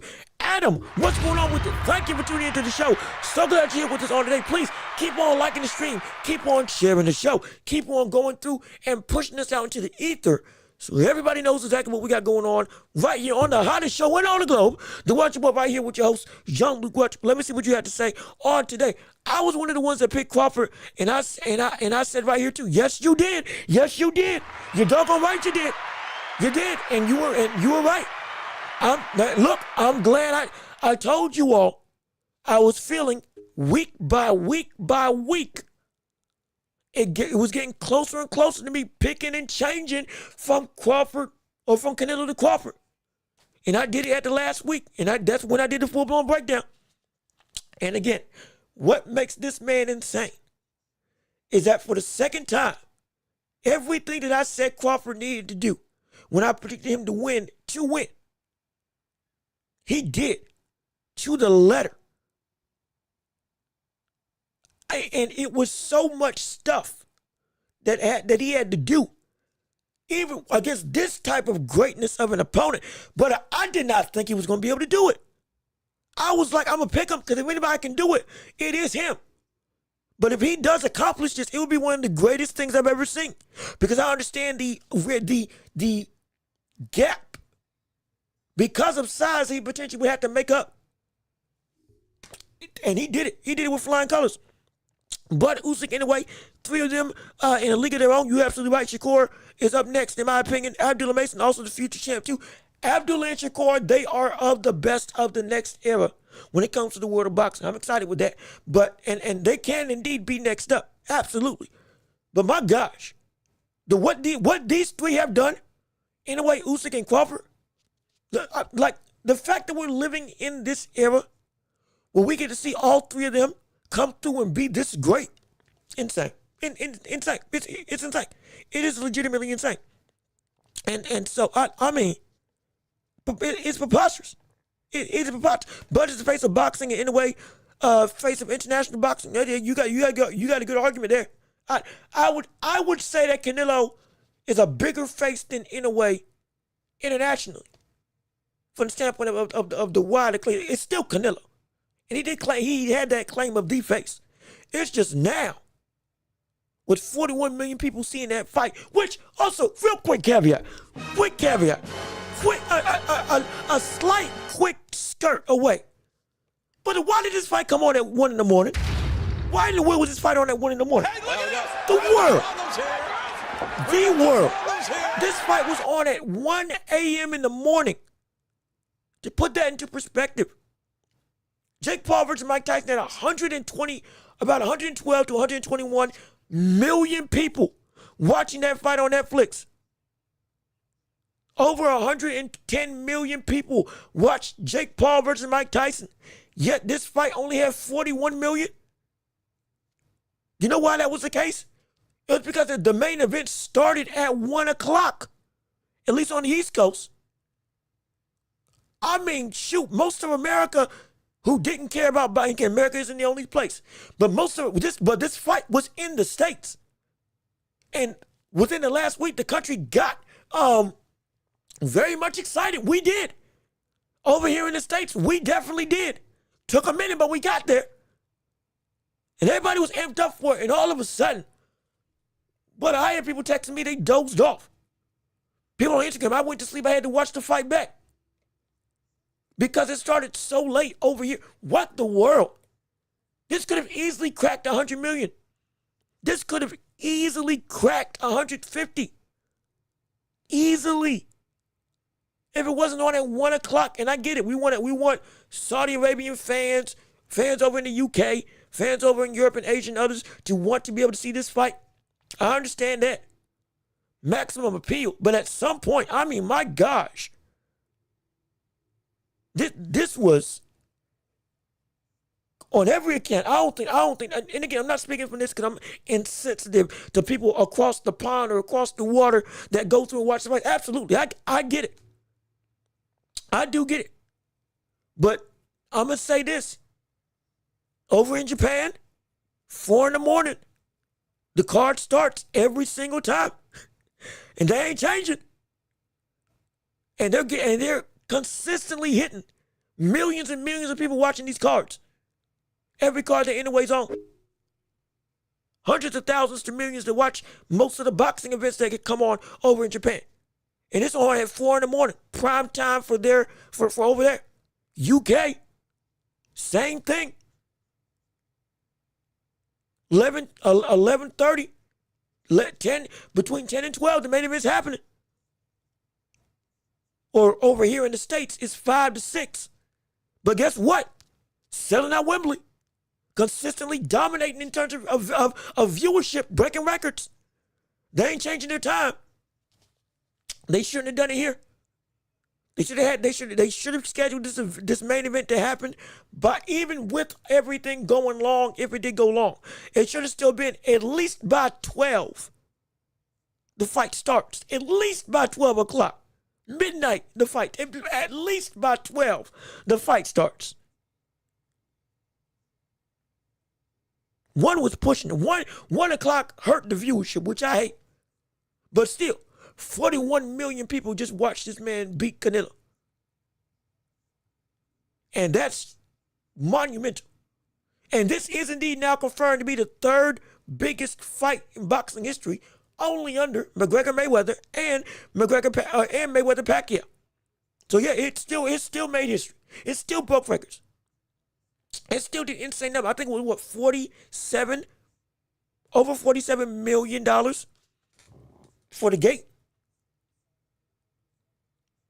Let alone from sponsorships and all that other stuff. Purses for winning and all that. Yeah, both of them made bank. Both of them made bank for that fight. It's insane. It was insane. But let me see. Let me keep on reading what you all had to say. What is a harder ask to achieve? 8-time world champion in 8 weight classes, or 3-time undisputed in 3 weight classes? 8 division. 8 division. Absolutely 8 division. 8 division. And you know why? Because 8 division has legitimately not only never been done before. Nobody's even come close to that accomplishment. Again, Pacquiao went from minimum weight. He was less than the weight needed for minimum weight. At 98 pounds, he went up to 147 and won titles. 8 divisions. As a small guy like that, should not be possible. 4 division champion is something that is on a historic level. Bernard Hopkins, more so with longevity, but he had an insane run. Virgil Ziegler was ridiculous. 147 to heavyweight. 154, 160, 168, 175 heavyweight. That should not exist. But that's 5. That is 5 divisions. Pacquiao's 8 division world titles, 8 separate division world championships, is something that we will most likely never see again. It's that historic.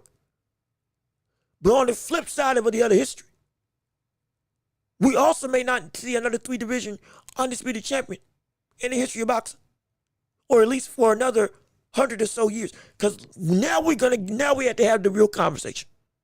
Now we have to have the real talk. Crawford top 10 pound for pound GOAT. Hey, look at this! We got some problems here. We got some problems. We gotta have this talk. We have to have this talk. We have to have this discussion now. We have to have this discussion now. Terrence Crawford, is he top 10 greatest fighters we've ever seen in boxing? With this type of accomplishment on the cap of the career that he's had for his entire life. And I'm here to tell you right now, for me, he is. For me, he is. There's no question about that now. Put this win into perspective. And what you say yes? Gandhi, you say yes? Where's that? Gandhi, you say yes? Yep. I agree with you. I said in lieu of this, there were 3 levels to this win. If he got this win in the first place against Canelo, if he just won outright, he's top 10 for me. If he dominated this fight, he moves up even higher. If he knocks out Canelo, he would be in lieu of top 3 potentially. Top 5 to top 3 if he knocked him out. That's how preposterous this type of win is. He's top 10. And he dominated the fight, so he might be higher. I gotta look at the rankings as a whole, because it's hard to see who's gonna move up and down. But I'm gonna tell you this right now. He's 10. He's at minimum he's 10. And most likely he's higher. Most likely he's higher. I'm almost sure. It's gonna take me some time. But most likely he's higher. But he's at minimum. He's one of the 10 greatest fighters I have ever seen in my lifetime. Again, we got to put this into perspective. We got to put this into perspective because I don't think we get truly how great this specific thing is on the backs of the rest of his career. But we're going to address that right after we read you all's in chat. Like with Trip G. What's going on, Trip G? How you doing? Good to see you. Thank you for tuning into the show. So glad you're here with us on today. Hi, Jean-Luc. Terrence Crawford skipped 2 divisions to fight Canelo. He's top 10, but I'd like to see him fight some more. Yes, I would too. If he retires now, is he still top 10? Yes, he is. If he quit today, he's one of the 10 best fighters in history. If he quit today, he's one of the 10 best in history. No question about that. If he fights even longer and keeps on winning, he elevates even higher. But he's for me, maybe not for you, which is perfectly fine. For me, he's one of the 10 greatest I've ever seen. He's one of the 10 greatest I've ever seen. Definitively for me. If we want to go, if we want to go through the threshold of conversation, he's at minimum in the top 15. Regardless of where you talk about him, you cannot talk about, in my opinion, 15 people. It's going to be difficult. It's going to be difficult. 15 people better than him. And you got greatness and legacy, and you got fighters like, again, Willie Pep. You got fighters like that go from the 10s back. Henry Greb. I get it. I completely understand the history. I'm never going to diminish them. Nor am I going to act like, oh, the bygone era, they were never actually as good. No, we ain't doing that. But for me, I cannot put him under the top 15. If you were to argue with me, if you were to argue him out of the top 10 for me, I could not put him below the top 15. But concretely for me, he is in my top 10. He's in my top 10. Period. He's in my top 10, period. And it'll be what it is. And if Bud goes and claims undisputed at 160, but that's 4-time undisputed. Now we're going into territory that has truly never been done before. We're going into Manny Pacquiao territory if he does that. Now we got a conversation now. If that's the case, we got a real conversation. And so let me see, Jose Martinez, how you doing? Good to see you. Thank you for tuning into the show. Bud is the best right now. Yeah, right now he's the best. Right now there's no argument. He's the pound for pound number 1. And at this point in time, he's one of the 10 greatest fighters I've ever seen in boxing history. For me, he's one of the 10 greatest I've ever seen. I also had the utmost respect for Canelo's career. He didn't have to take this fight, and he had everything to lose, and he took it anyway. And again, the only issue is Benavidez should have gotten this opportunity before Terrence Crawford because he was right in that division. But outside of that, Canelo, and I know he's kicking himself saying this should have been me. I should have been in a position to beat this brother because I know I could have beat him. And I picked Benavidez to beat Canelo. I know he's kicking himself saying it should have been me that beat this man at 168. It should have been me and I should have gotten my shot when I deserved it. But even still, regardless of which, his career is incredible. His accolades are insane. Truly. Wins and losses, he's faced off against everybody under the sun. He has the most robust resume of anybody in boxing today outside of Manny Pacquiao, who came back after 6 years. That's it. Nobody else. Anyways, gaining an incredible resume right now. Even that still is under the width and breadth of Canelo's career because it just spanned for so long. And again, it's still going. Anyway, it's still growing as well. But again, that's neither here nor there. We're not going to disrespect Canelo. We already said we're not going to diminish this win. We're not going to say Canelo was never that good. He was that good. He was one of the most dominant champions we had at 168 in all of boxing, period. Forget division, all of boxing. He was that. We ain't changing that subject. To do this is ridiculous. And so he still deserves his respect. Absolutely. But again, before I get off topic, I do want to make sure I make this point. And I'll get back to your chats. But I let me make this point real quick. when it comes to GOAT conversation. Crawford is one of the 10 greatest boxers I've ever seen. Point blank, period. He's one of the greatest in history for me when it comes to this game, when it comes to this sport, this gladiatorial arena, this warrior-driven environment. And I don't say that lightly, because you have to understand, Crawford being a 3-division world champion, undisputed world champion, has only been done by one other man in history. And that's Henry Armstrong. It's Henry Armstrong. And that was what, 1920s? Just about? Nearly over 100 years. Henry Armstrong is the only other 3-time undisputed champion in the history of boxing. In the history of boxing. And this same brother held championships at 126.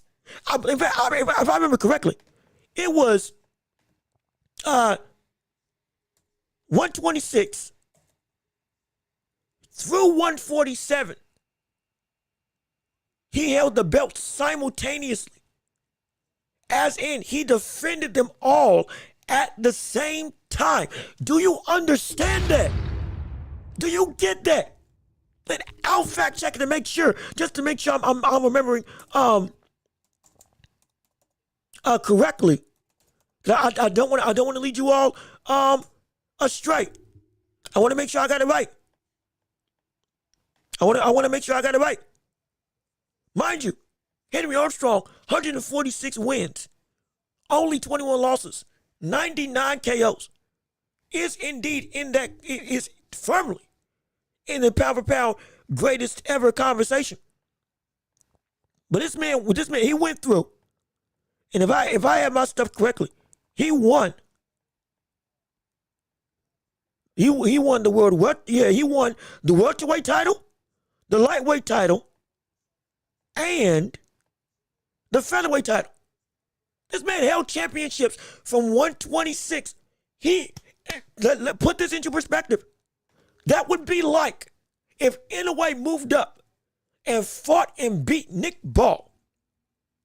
And for the equivalent, because again, at that point in time, there was only one championship per division. So you were undisputed, period. There was nobody else that had the belt if you had the belt back at that point in time when Henry Armstrong fought. It was only one belt per division. That would be like if Inoue became undisputed and beat, we'll say Rafael Espinoza. Forget Nick Ball. We'll say Espinoza. It's like if he beat Espinoza at 126 and then afterwards moved up, and while still being active featherweight champion, he went and won the lightweight title at 135 and beat Shakur Stevenson. Because again, it's only one belt. We're talking about beating the best in the division. This would be like if Inoue went and moved up to 126, won and beat Espinoza for the undisputed title, moved up and then fought and beat Shakur for the lightweight title, undisputed, and then went to 147 and beat what is now Brian Norman Jr. for the undisputed title at welterweight, 147 pounds, and was defending all of the belts at the exact same time. Because you have to understand, Henry Armstrong won the featherweight title at 126, and then just like with Crawford, went up to welterweight first and won the welterweight championship, and then went back down to lightweight at 135 and won the championship there. That's how he went through his career. And this man kept on defending him. That's preposterous. That's ridiculous. That's your, do you understand? We've never seen that done before outside of him. Henry Armstrong. This is the first The only other brother to do this is Henry Armstrong. That's how this should not exist as an accomplishment. This is something we talk about, the 1920s, 30s, 10s, and others, and the ridiculous stuff they were doing, and we're like, oh my gosh, how was that even possible? How was it even feasible? Some of these accomplishments they were able to do. We just witnessed that type of accolade happen before our eyes over the weekend. I don't think you all understand just how ridiculous that is. This is like seeing somebody score 100 points in a game and matching Wilt Chamberlain's record. This is like that. This is like somebody going 6 for 6 or 8-1 in the finals. This is like somebody going 10 times in a row straight to the finals. This is like winning 6 MVPs back to back to back to back to back. It's like when Wilt averaged 50 and 25 and somebody else comes along and does that same thing. Do you understand how preposterous those accolades are that we literally most of the time chalk up to a bygone era? That's just, this is Looney Tunes type of stuff. That's not happening now because the talent's so much better. Brother, in this era, somebody did it. Somebody scored 100 points a game or the equivalent. Somebody went and did what Bill Russell did in the finals. Somebody pulled a Kobe and did 81. Somebody went and did LeBron, went 10 times straight. Somebody broke Kareem Abdul-Jabbar's record. Or in this case, somebody broke LeBron's record that we thought was never going to be broken. This is LeBron breaking Kareem's record when we never thought we'd ever see that happen in our lifetime. This is that. The amount of unrealistic parallels from the standpoint of other sports having history done that is so preposterous that we don't even feasibly see it as ever being existent, to some degree questioning the validity of those very accomplishments. We just saw something that preposterous happen last weekend. That's insane. You doggone right. This brother's the best, one of the 10 greatest fighters I've ever seen. And he did it against a Canelo who was still, with the caveats of us, or with the contextual understanding that we said he was on the decline. He was still in his prime. He still is in his prime as a fighter. He still is seen that nobody else was touching this brother at 168. He was still pound for pound number 8 in the world. He was still the face of boxing. And he was still unbeatable to anybody under 175. That's it. And he did this? No. He's one of the 10 greats I've ever seen. He's one of, and in fact, I made my list so you can make it, so you can be sure that you know exactly who I'm talking about. I made my list. I made a list to make sure I had it right. Where's it at? I'm about to pull it up right now. I'm pulling it up right now. It's probably gonna be some tweaks, but this is my list. This is my list. Again, in no particular order, outside of number 1. Number 1 being Sugar Ray Robinson. But in no order outside of 1. Sugar Ray Robinson, Muhammad Ali, Henry Armstrong, Ezra Charles, Joe Louis, Roy Jones Jr., Manny Pacquiao, Sam Langford, either Marvin Hagler or Roberto Duran or Sugar Ray Leonard. More likely I'm leaning towards Duran and Hagler because Leonard's prime wasn't as long as I would have, as sustained as the likes of Duran. But even still, one of those 3. and Terrence Crawford. Those are my 10, which again, the Sugar Ray, Marvin, Durant, that bracket, I'm dwindling it down, trying to figure out which one belong and which one doesn't belong in the top 10. Because all of them got an argument for me. All of them got an argument. I'm leaning towards Durant, but still, all of them got an argument. But outside of that one capitulation of those three, I'm trying to figure out which one belongs. Those are my 10. Sugar Ray Leonard, Muhammad Ali, Henry Armstrong, Ezra Charles, Joe Louis, Roy Jones Jr., Manny Pacquiao. One of the three in Sugar Ray Leonard, Marvin Hagler, Roberto Duran, Sam Langford, and then Terrence Crawford. Again, in no order. But he's of that ilk. Because again, as preposterous as Manny Pacquiao being 8 division world champion, becoming a 3-time undisputed champion in an era where, again, it's so hard just to get the belts, to fight the best of the best. Mind you, he's now done that 3 times. The 3 best people at 3 separate divisions. Because he didn't just get the belts in bulk every single time. One of the divisions he had to work to gain them all. And then after he beat Gamboa, who was at that point in time considered one of the top, if not the best, even with the layoff in that division. Then goes through and beats Errol Spence Jr. after fighting a plethora of competition that is indeed good to great, like we said earlier in the year. And beats Errol Spence, who was the other best brother in the division without dispute. Dominates. And then he went and beat the likes of CANELO. Without any tune-up, naked, for his undisputed titles, with no rehydration clause, no rematch clause, and everything under the sun in favor of CANELO to do whatever he wanted to do.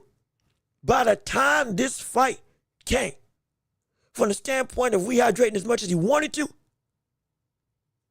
no security in saying if I lose, I got another shot. CANELO getting paid more money. CANELO being the favorite. All of that was against him. And he did this and dominated again the best brother in the division, who was better than the last brother that he dominated in Errol Spence Jr., who was the best brother in that division. For 3-time undisputed? No. We saw something that genuinely we may never see again. And if he does go back down to 160 and he does become undisputed there, that would be the first in history. Be clear.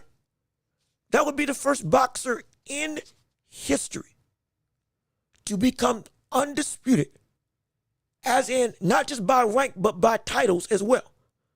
Being definitively the best boxer in that division and beating the best person in that division.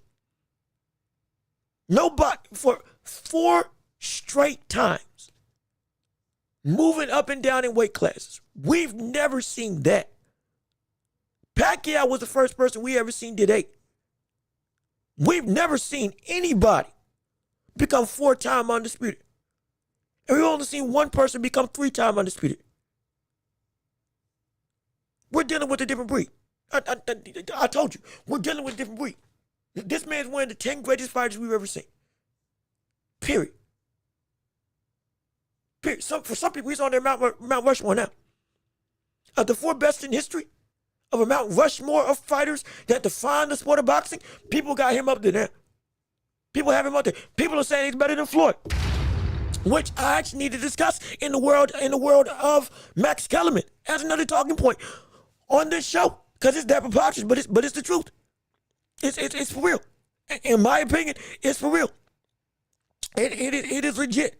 But let me see what you had to say in the world of boxing. I agree with you. CANELO is great, but Bud is greater and better. Yep. At this point in time. And again, from a career standpoint, Canelo has a more robust resume, absolutely. But the better fighter, he got proved. And this is not like a Pacquiao Mayweather situation, where Pacquiao was indeed well and good past his prime, even though he was still a champion or winning championships. It was not like that, where this was a 5 years too late situation. Both of them were still considered at the top or close to the top of their game when they fought. This was not Pacquiao Mayweather. Not at all. Not at all. I remember Pacquiao Mayweather. This wasn't that. We were excited that we finally got it. But this was not that at all. I promise you. This wasn't that. This was not that. If it was, I'd be the first to say it's similar to that. This ain't that at all. This was both of them still competitively in their primes, dominating their respective divisions. This ain't Pacquiao Mayweather at all. This is a different breed. This is a different breed. It's a different breed entirely. Bud is the first. Bud is the first in the 4-belt era. You doggone right. He first in the 4-belt era, and he the first. Again, since Henry, to do it. Period. Forget 4-belt era. Any era. Nobody's been 4-time. Nobody's been 3-time undisputed champion. Nobody. Nobody has ever done that outside of Henry Armstrong throughout all 100 and so years of this sport. People have moved up and won titles in multiple divisions, not become undisputed, let alone defend both of them at the same time. Ain't nobody done that. I can promise you, ain't nobody done that. And I made sure to look it up to validate it. Yeah, ain't nobody done that. That's different. That's different. Let me see. Mr. Gandhi, Jack Johnson, Ray Robinson, Ali, Crawford, Armstrong, Mayweather, Pacquiao, Usyk, Joe Louis, and anyway, I ain't mad at the list. I'm not mad at it. Now, some of these, some I would disagree with in terms of being top 10. Like with Usyk, I've said he's minimum top 25 ever. Top 15, absolutely. Or top 25, absolutely. Top 15, definitely you can make an argument for, no question. Top 10, I can't put him there just yet. That's me. But I respect you put him there. Because look, the buddy has done some stupid stuff in the world of boxing from the standpoint of greatness. That is, again, preposterous. I completely understand. I'm not mad. I'm not mad at the list. I'm not mad at it. No question about it. It's basically, it's like, and I don't want to harp on the win. I really don't. But people are failing to see the true grandeur of this impossibility. The full context of why this is so special isn't just the man. It's the accomplishment tied to the man that he beat. When he beat the man. That makes it like, if you get history, you know we most likely will never see this again. We most likely will never see this again. This is almost as ridiculous as if Pacquiao breaks his own record and wins a belt at 154. Did he win a belt at, let me see, did Pacquiao win the championship at 154? Let me make sure. Hold on. Let me look it up. Hold on. Wait a minute.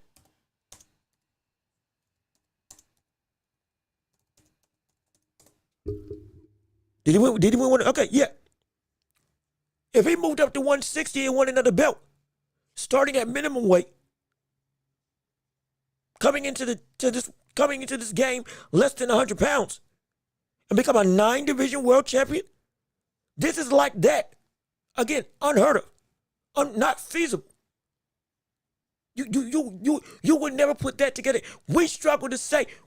I've been saying that Inoue don't need to fight Tank, because that is too lofty of an expectation for the weight class and the structure of the body that Inoue is.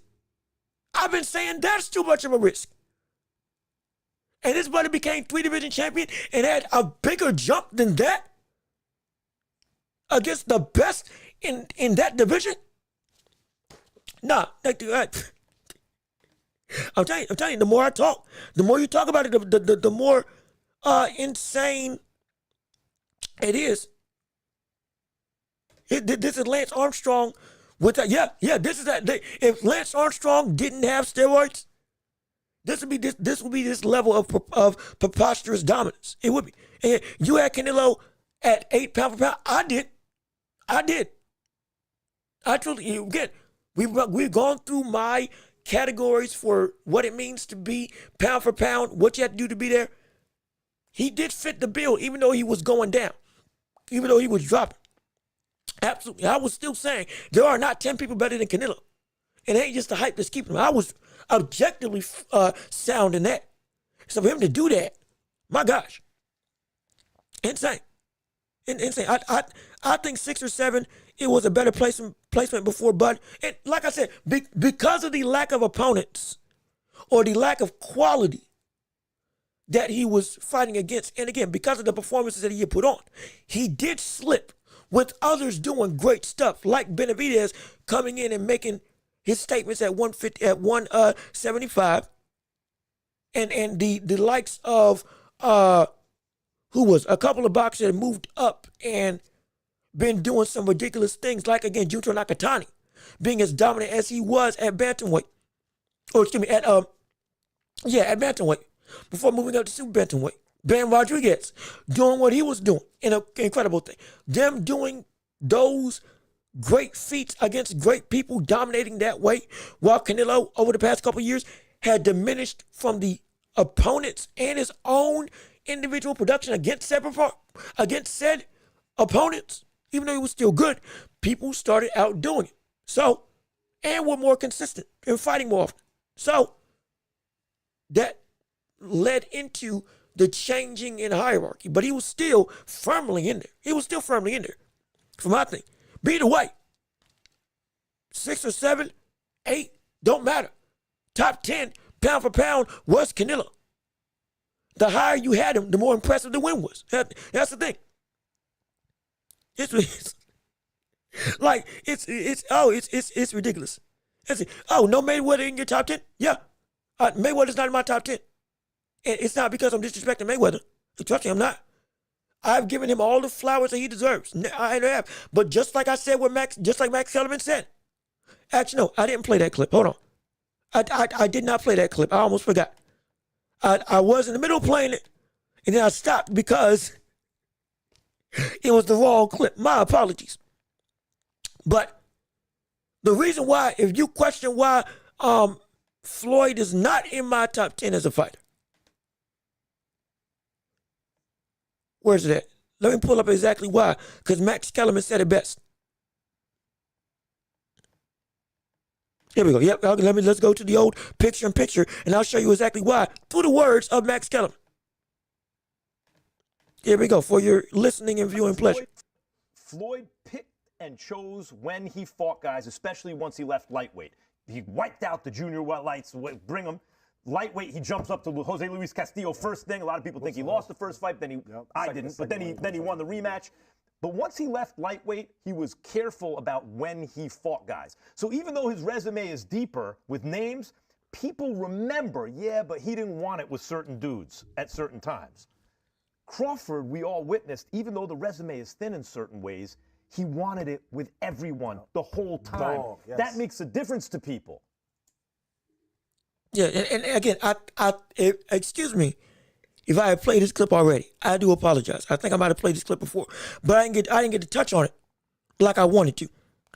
But it's valid nonetheless from the standpoint of Floyd's career is incredibly robust. But again, he fought people. Part of the reason why he became 50-0 wasn't just because of his talent, which was real. He fought people at the right time. He did. Like if we go through the track record of Floyd Mayweather's career, Floyd would not have fought this version of Canelo. He wouldn't have. He didn't fight Winky Wright when Winky Wright was at the top of his game and was avoided. He didn't fight him. He waited. Again, the speculation is he waited out the likes of Manny Pacquiao. Shane Mosley, though it was a great win, he fought him late. Every fight that was close, he rematched it absolutely. But Roy Jones Jr. said it best also, and I played it a couple of weeks ago. Roy, was the issue that Roy had with Floyd's career wasn't his talent, but it's the people that we really felt could give you a loss on your resume. The people that we felt were truly on your level as a fighter, that were at the same par as you, or excuse me, at the same bar, as you were. You didn't fight them. And even if you did, you fought them when they weren't at that same level anymore. The threat of this guy can really beat you? Yeah, this is the buddy who can really stop your momentum. Somebody that's as much of a dog as you are. It wasn't like that for his career. Especially later on. Because he pick and chose the timing. Again, he was a businessman. Still a great boxer. He still beat people to Kingdom Come, but he was a businessman. But the real killers, he either waited out or he didn't fight. It doesn't diminish what he is as a fighter. Again, beating Canelo when he was older, when he was more experienced, but Canelo was looking like, again, a killer. Yes, great. But he would have never taken this chance because he didn't do it in his own career. He didn't. Like he just exactly didn't.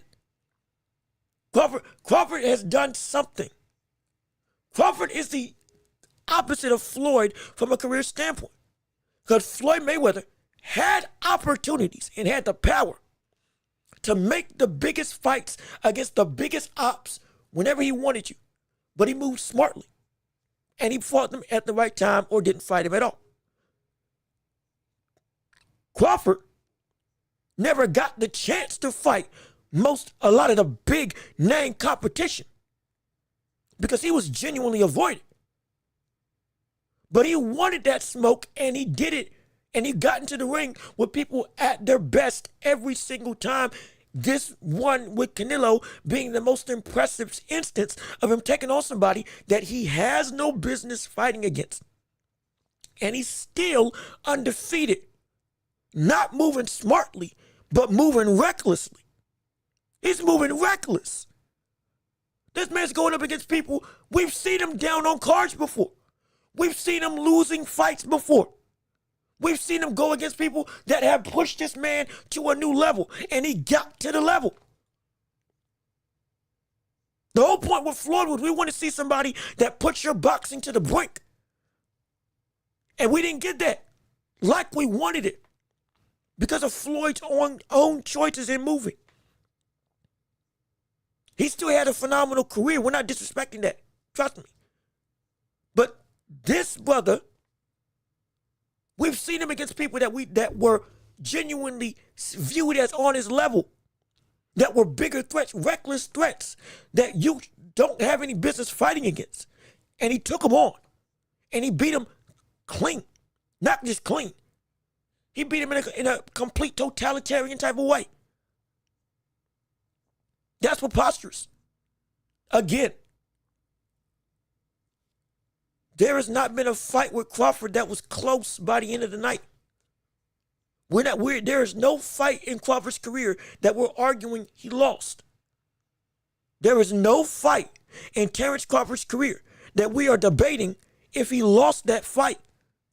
None. People kept saying he got knocked down against Gamboa.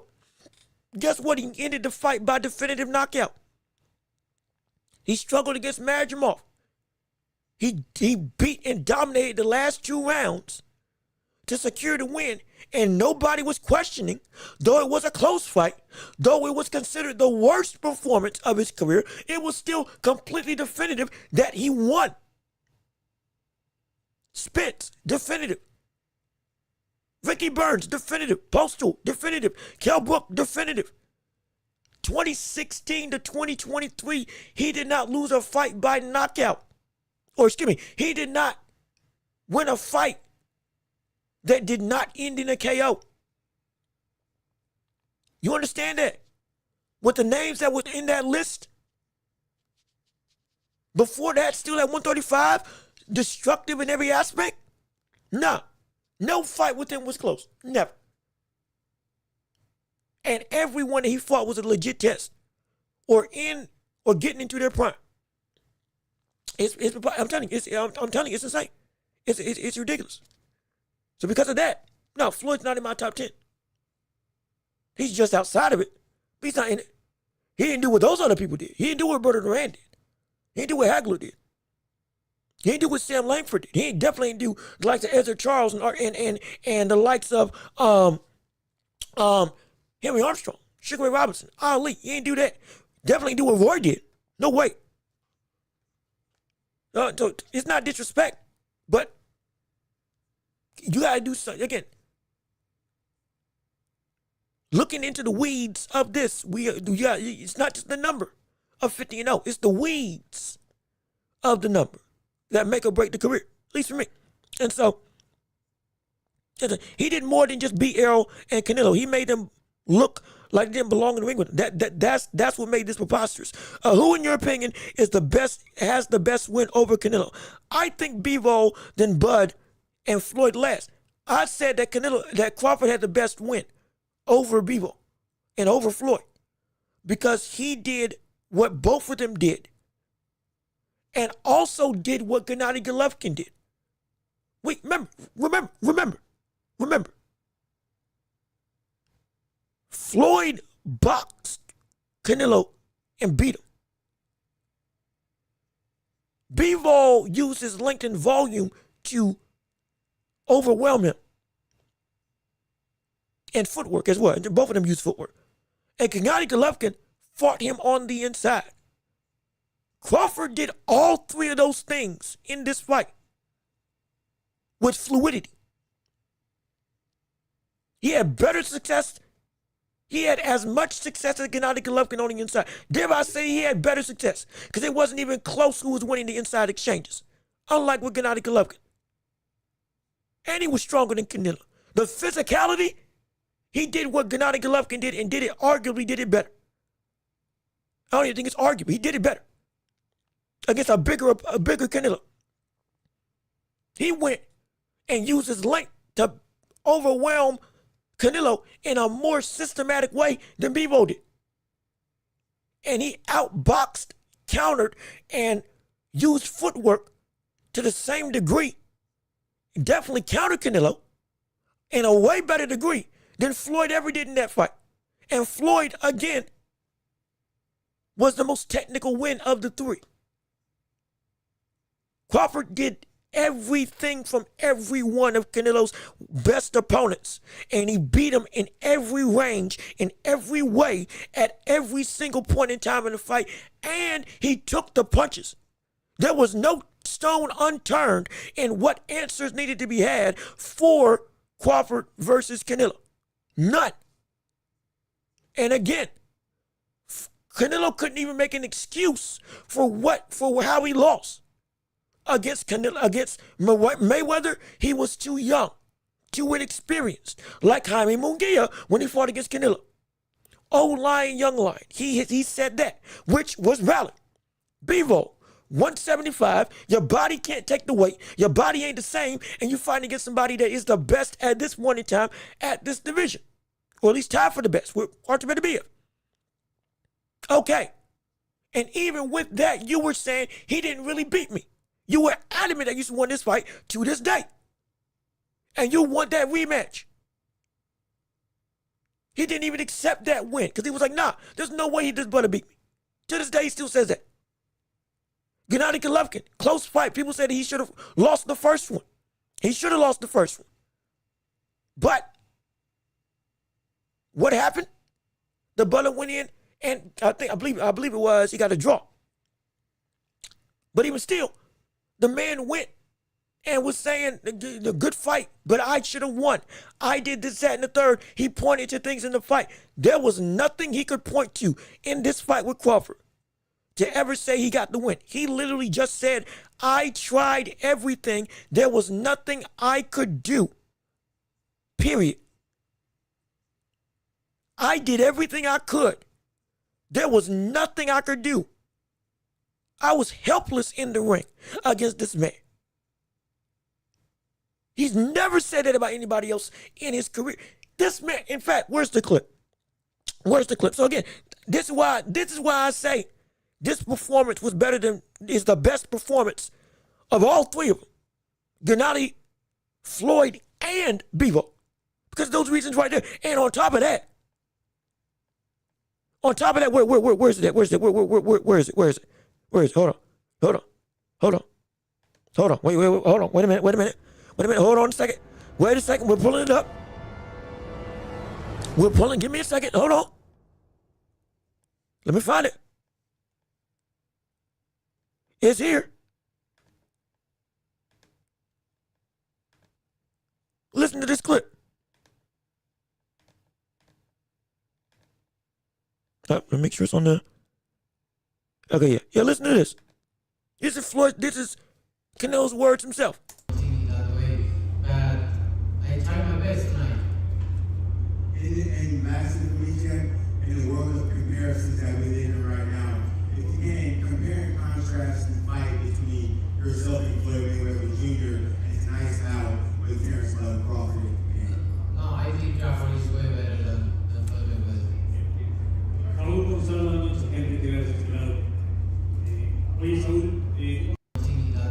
Again, I'll play it one more time. With Terrence Mayweather Jr. and tonight's bout. Compare and contrast the fight between yourself and Floyd Mayweather Jr. and tonight's bout with Terrence Crawford. No, I think Crawford is way better than Floyd Mayweather. Hey, look at this! We got some problems here! We got some problems here! My gosh! What the world? Brother, this is the man who said it himself. He's been in the ring with both of them at both stages of their career. Mind you, this man who has learned from this is the same man who has learned from his fight with Mayweather how to be better. And we admitted he got better since then and took those tools. That's why Caleb Plant couldn't do nothing with him when he understood how to handle the Philly shell. And all of a sudden, it was a complete domination. And the walk and stalk stuff started to really take effect, but also, he evolved into a better fight, he evolved into the best version of himself. He went into that. So he knows where his deficiencies were and what don't work on him no more. And he's still saying that, yeah, this buddy, he's way better than Floyd. He's way, again, not better, not slightly. This man said he's way better than Floyd Mayweather.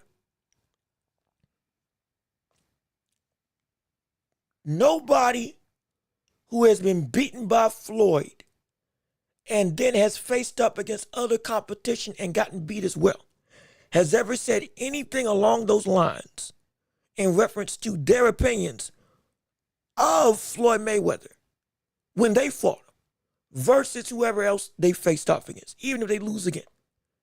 I'm telling you, I have never heard somebody who got beat by Floyd say that somebody else was better than Floyd when Floyd beat him. I've heard people say he was just too big. I've heard people say that he wasn't a better fighter, but he was just faster. I've heard people say that, look, he just caught me with a good shot. He's not as good as Floyd, but he caught me flush. I've heard that. I've heard he's a good fighter, but he's not. He's gave me some work, understandable, but he's not better than him. That's a different monster. But I ain't never heard that. From Canelo of all people. From Canelo of all people. Prideful Canelo. Who this buddy? You can say what you want about him, but he don't. He keep it a buck when it comes to his individual. If he really feels that he beat you, he gonna say it. If he thinks that you are actually a good fighter, he will say it. Though he says everybody is a good fighter, sure. He's put down some people when he feels like they ain't that special. This man has been on the up and up. And he said this about Crawford way better than Floyd.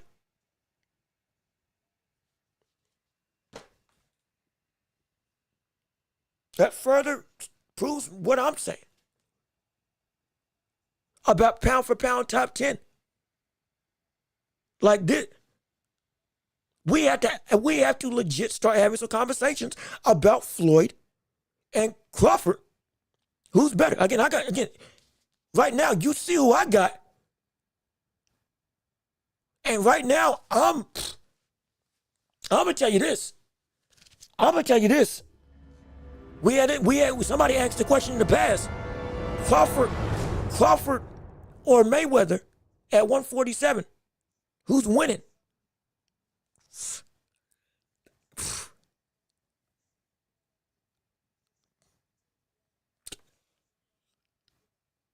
I might have to go with Crawford.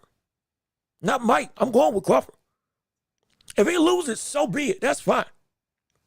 I'm going with Crawford.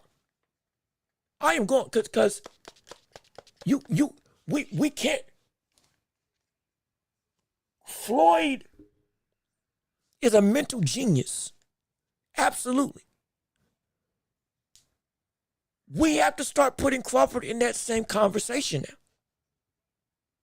He's doing stuff that Floyd never did. He's doing stuff Floyd never attempted.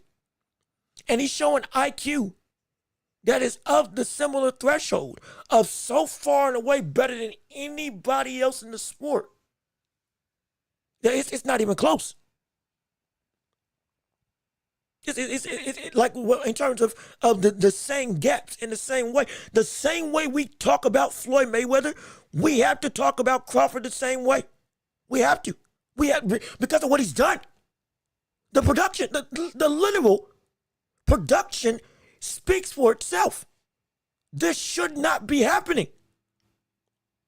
This should not exist. At 38 years old, Floyd Mayweather was getting ready to fight a Japanese kickboxer in Japan in an exhibition. And he had just beaten Conor McGregor for his 50th fight, which was a sanctioned fight, at 38 years old. More so 39. Crawford just beat Canelo, the best version of Canelo, at 38. At 2 divisions above his other division, at 154. Floyd never did something like that. He never did something like that. Floyd didn't even beat this version of Canelo because we all acknowledge this version of Canelo was better than that version of Canelo that faced off against Floyd Mayweather. This is preposterous. We have to start talking about, we have to discuss Crawford in the same way that we discuss Floyd Mayweather. We have to. He's that good. He's that smart. He's that cerebral. He's that destructive. And he's got that dog in him. Do you see why I said he belongs in the Four Kings era of boxing with the likes of Roberto Duran, Marvin Hagler, Tommy Hearns, Sugar Ray Leonard, Gomez, Aaron Pryor, that 80s era? You see why I say he belongs in that conversation? Because he's doing stuff like this. Because he's doing reckless stuff like that. He's moving like they moved. And at this point in time, he ain't been stopped yet. He is built from that type of cloth. Because he's that great. He's that great. I'm so serious. He's that great. And so if you think Floyd's better, I have no issue with it. And again, I see some of you all in the chat. Good gosh, I need to make sure I keep on scrolling. I see some of you all in the chat right now. I'm taking Floyd Mayweather. I understand. I'm not mad at you for it. I'm not mad at you. But I'm seeing greatness on a level that Floyd never achieved. And this isn't to disrespect him. We're seeing greatness on a level that, again, are of the 10 greatest in history. This is not a shot at anybody. But we're putting into context the greatness of what we're witnessing from this man is something that legit from the other modern greats, even like Floyd Mayweather, even with Manny Pacquiao, we've never seen this. This is different. It's a different breed of greatness that we had to talk about in the same incredible way. But let me keep on reading what you all have to say. Crawford is physically stronger and harder puncher, but Floyd was faster hands, and statistically better defense. Oh, yeah, no, I'm not questioning that. Floyd was better defensively. He's one of the 3 greatest defensive fighters we've ever seen. Absolutely, and no question about that. At the same time, again, Crawford's strength, as well as Crawford's sustained speed that he's had at this division, it is indeed incredible. But it is also the physicality and the chess match that him and Floyd could play now on the same playing field. Yeah, no, we can't if you don't get to 175 without you being genuinely great and good, and you sure enough don't jump 2 weight classes like Crawford to beat somebody who at your same size has fought at a higher weight than you in terms of Crawford and Canelo. They are the same size. Who has shown that he's also cerebral. You don't do that and also dominate everybody else in your way without having a unique sense of ring generalship, IQ, and understanding of boxing to a microscopic level. We got to start talking about Crawford's thinking, his mind, in the same way as Floyd. We have to now. What else is there? Like he's been able to, his depth perception was incredible. As we saw in this fight, his defense was phenomenal. His chin is great. You can't rock the brother. After Gamboa, the brother never really got caught again. And against Canelo, he stood his ground and ate shots like they were food. And he's also been able to switch to a gear that nobody else is able to. Didn't we talk about he's going to have to switch gears? Didn't we talk about he's going to have to go to another level? What do you think he did? He, like I said, it wasn't even close. This fight was a wider margin of victory than Canelo versus Floyd Mayweather, with a better version of Canelo against Crawford than what Floyd faced. A more dangerous version of Canelo than what Floyd faced. And it was a wider margin. And he boxed him and brawled him and was able to be great defensively. He's done this his entire career. He has done this his entire career. Remember,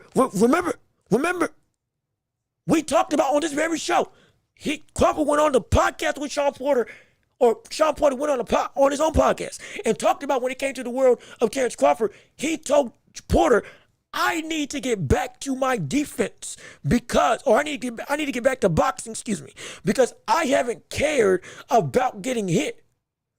I'm going for the knockout all the time. I haven't cared about getting caught because I just want to end the show. He told that to Sean Porter. And then he said, I need to get back to my boxing. Make sure I'm doing the right stuff. I got to get back to my boxing. He said that. This is what he looks like when he gets back to his boxing. A complete and utter technical destruction job. You understand? Like you get that? And we just saw Inoue, we saw Inoue 2 hours later fight. 5 hours later. We saw Inoue 5 hours later that morning. Because the fight started at 1. We saw Inoue 5 hours later, around 6 or 7. I'm sorry. 1, 2, 3. Yeah, ended at 2. 3, 4, 5, 6, 7. 5 hours. 5 hours later, we saw the likes of Inoue dominate Akhmadali in such a dominant way that the fight wasn't even close. And we were saying that this looked just like Crawford and Canelo. That should not be the statement that we're saying. That shouldn't be the statement. That shouldn't be a statement we're saying. Be clear. That should not be a statement we're saying. That both of those fights were won by such a wide margin that they were comparable to each other, for making them look like they outclassed each other. Like I said, Akhmadali didn't. You have a better argument for Canelo winning 2 rounds in this fight with Crawford than you have with Akhmadali winning 1 round against Inoue. But still, the fact that it was that much of a wide margin on both fights should not exist in reality, yet they do. It's because of this man. It's because of Crawford. We got to start. He's on the same way we talk about Floyd is the same way we got to talk about Crawford. We have to. And he's undefeated. Hey, look, don't forget.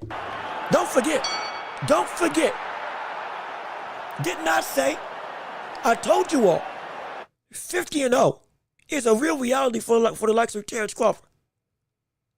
You can't tell me now that it's not a real thing he can go after. You can't tell me now. You can't tell me now. Hey. You can't. I told y'all, there's a real potential possibility that if he keeps on fighting, he can get to 50-0, legitimately, not through a UFC fight, not by fighting Ilya Tapora, which Ilya better stay his butt out of boxing lest he get put to sleep. He don't need that. No, sir, he don't need that. But I'm telling you right now, y'all, you better keep an eye out. Don't get it twisted. You better understand. He might be 38. But if he beat Canelo this easily, the aspect or the aspirations of 50-0, if he was this good against Canelo, are well within his reach if he really wanted to go for it. Well within his reach if he really wanted to go for it. It's well within his reach. As long as age doesn't take anything away. He fights twice a year. But if he took the anyway route, let's say he fought 4 times a year, just to fit in the belt, just having fun, fighting people, dominating like he's been doing. Because trust and believe, everybody, compared to Canelo, most competition going down is going to be easy work assumed for the likes of Terrence Crawford. Even with the elites of the elites, we were saying, yeah, most likely be easy work. Shiraz, because of the size, yeah, they could give him trouble. Again, you got Benavidez, but even still, we don't even know if Benavidez is going to come back down to 168 ever because he's looking for Bivol, and he's got his own belt he's defended. Rematch with Canelo, we see it going the exact same way. Charlo, if you want to 168, guess what? You're going to lose. Caleb Plant, you're going to lose. Munguia, you're going to lose. What else do we need to say? Christian and Billy, you're going to lose. Even with what you did against that fight with the likes of Martinez, which was a war. Crawford ain't going to let you do that. Just be rough and tumble. And I promise you, if you thought that Martinez should have won that fight off of countering, which you got a real argument for, absolutely, which the fight ended in a draw, which is what I had, you best believe that, man, Crawford's going to tear that butt up. He gonna rip him asunder. He gonna slice him up like some sashimi. He gonna cut him up like a tuna. He gonna outbox him to Kingdom Come. That ain't happening. After what we saw him do against Canelo, yeah, no, he's dominating Martinez and the likes of Billy. He beating both of them. Shiraz, just because of sheer height, might be the biggest issue. Berlanga, that's not going to be no trouble. That's what, 8 wins right there? 6 wins, that at least gets him to 48. If he stays at 168. He goes down to 160. Carlos Adames, yeah, he beats that. Janibek would be the toughest competition. We assume, based on this performance, he could give him some real work. Would be a good fight, absolutely, but even still, he can get to 50. He can't get to 50. Fight 4 times a year in 2 years, he gets to 50. Stays active because, he's got, the world is his oyster, and he can make whatever fight he wants. And even the small fights can make a payday. Even if we don't fight all of them, he can get to 44 wins and fight 2 times next year against people that aren't really on his level if he wants to. And he's earned the right at this point in time not to take a couple of cool down fights if he really wanted to. Because like we said, every fight's not going to be against an elite competitor. Absolutely. You want to take them on as much as you can. But there is also a time when you can take a breather and still stay active while not pushing yourself, going up against a killer after killer after killer. This is that specific leeway that he can do. He can take one or two and then go right back to, okay, it's time for a killer, time for a killer, time for a killer, because you've been trying to fight killers and have been fighting killers your entire life. So yeah, 50 is a possibility. It is indeed a possibility. So people better get privy. They better get privy to it, because it can be dangerous. And like I said, let me see. By the time the second round of Bud versus Canelo fight was over, I promise I was telling my subs, this fight feels like Floyd versus Canelo all over again. Canelo just looked frustrated, like in the first Floyd fight, like in that Floyd fight. He did. It was like that, and it was like Bebo.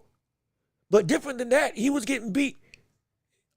Floyd didn't fight Canelo the way that Crawford. That's the thing. He didn't fight him like that way. He outboxed, and I think Grundy said it best. Floyd's not a physical fighter. Again, he's a point-scoring, pinpoint, defensive master. Set traps, boom, hit you with the jab. Use that speed and interrupt your momentum. Feint a jab upstairs, go downstairs to the body. Lean on the ropes, back up when he needs to. Go and slip, get out the way. Reset you and turn you around. Pop, pop, pop, and then keep on going. Stand in the pocket, but not necessarily try to bang with you. More so block, counter. Boom, back up, jab, pull counter, going into a right hand. Resetting you again. But it's the fact that Crawford did that and everything else. And he was also, it's the fact that he beat him both technically and physically. That's what makes it incredible. Let me see. Yes, Crawford was better, but Floyd best Canelo. Excuse me. Floyd bust Canelo just like Crawford did. Go check the cards. Oh, okay. Let me look at it. I ain't gonna. I'll look back at the cards again. And again, I have to go back. I think I said this on the stream. I got to go back this week and watch the comparative nature of Floyd versus Mayweather versus Floyd versus Canelo. I got to watch I'm sorry. I misspoke. I got to go. I did say on Saturday, this week, I'm going to go back and watch Floyd versus Canelo. Comparing it to Floyd versus Crawford. To make sure to make sure I'm right. And if I need to regroup and redo it, I'll go back and rectify statements. I ain't got no issue with that. Like I said, if I'm right, I'm right. If I'm wrong, I'll change. No issue there. No problem there. But off of what I can remember from that fight, the totality of the ways at which he beat him, both with the scorecards and with the game plan itself, the aspects of the game that he not just took away, but he beat Canelo in, where he should have been not be able to compete. That's what makes this more impressive to me. Again, it was a more complete form of total victory. Then with Floyd, again, outboxing him, absolutely. But he didn't go into any of the other aspects of, okay, yeah, I'm also bigger than you. I'm also able to be better than you at your best range. I'm also controlling you. I'm also pressuring you and walking you down. Again, I'll go back and watch the fight, but I don't, if I remember correctly, I didn't see Floyd doing that like this in such a seamless way. I don't remember that, but I'll go back and watch. I ain't got no issue with that. I ain't got no issue with going back and watching, but let me look up the scorecard.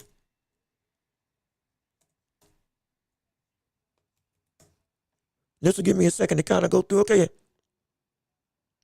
116, 112, 117, 111, 114, 114. Okay, so 116, 112, 117, 111, 114, 114. So that was the scorecard for the three judges in Canelo versus Mayweather. One had it a draw, one 116, 112, and the other one 117 to 111. So even by the judges' scorecard, it wasn't unanimous. And we're watching this fight now, and most of you all that have been discussing to us or have been discussing in the chat about this fight, most of y'all have been saying that the judges had it wrong. And on most of the fan scorecards, it's 10-2. It's 10-2. On my card, it was a clean sweep. At best, 9-3, potentially 8-4. But 116, 112, for most people, was seen as that is the best scorecard that all three judges should have seen, not 115, 113. And mind you, we were saying that in this situation, with these scorecards with Crawford and Canelo, even Teddy Atlas brought this up on the post-fight interview or post-fight talk when he was with Timothy Bradley and Dan, I think it's Dan Caraballo. And you can find it on ESPN. Teddy Atlas was saying, and I said it too, hey, I hope and pray. I'm glad that Canelo fought and dominated the way that he did. Because if he didn't, the judges weren't going to give them this fight. Because 115, 113, this fight was not that close. 116, 112 is more so what this fight looked like. And it should have been that or worse on most scorecards. That's what Teddy Atlas was saying. So again, even the consensus with most people is that this fight should have been more objectively in favor of Crawford with the same scorecard that Floyd had against Canelo, if not worse than what Floyd had with Canelo. But in this situation,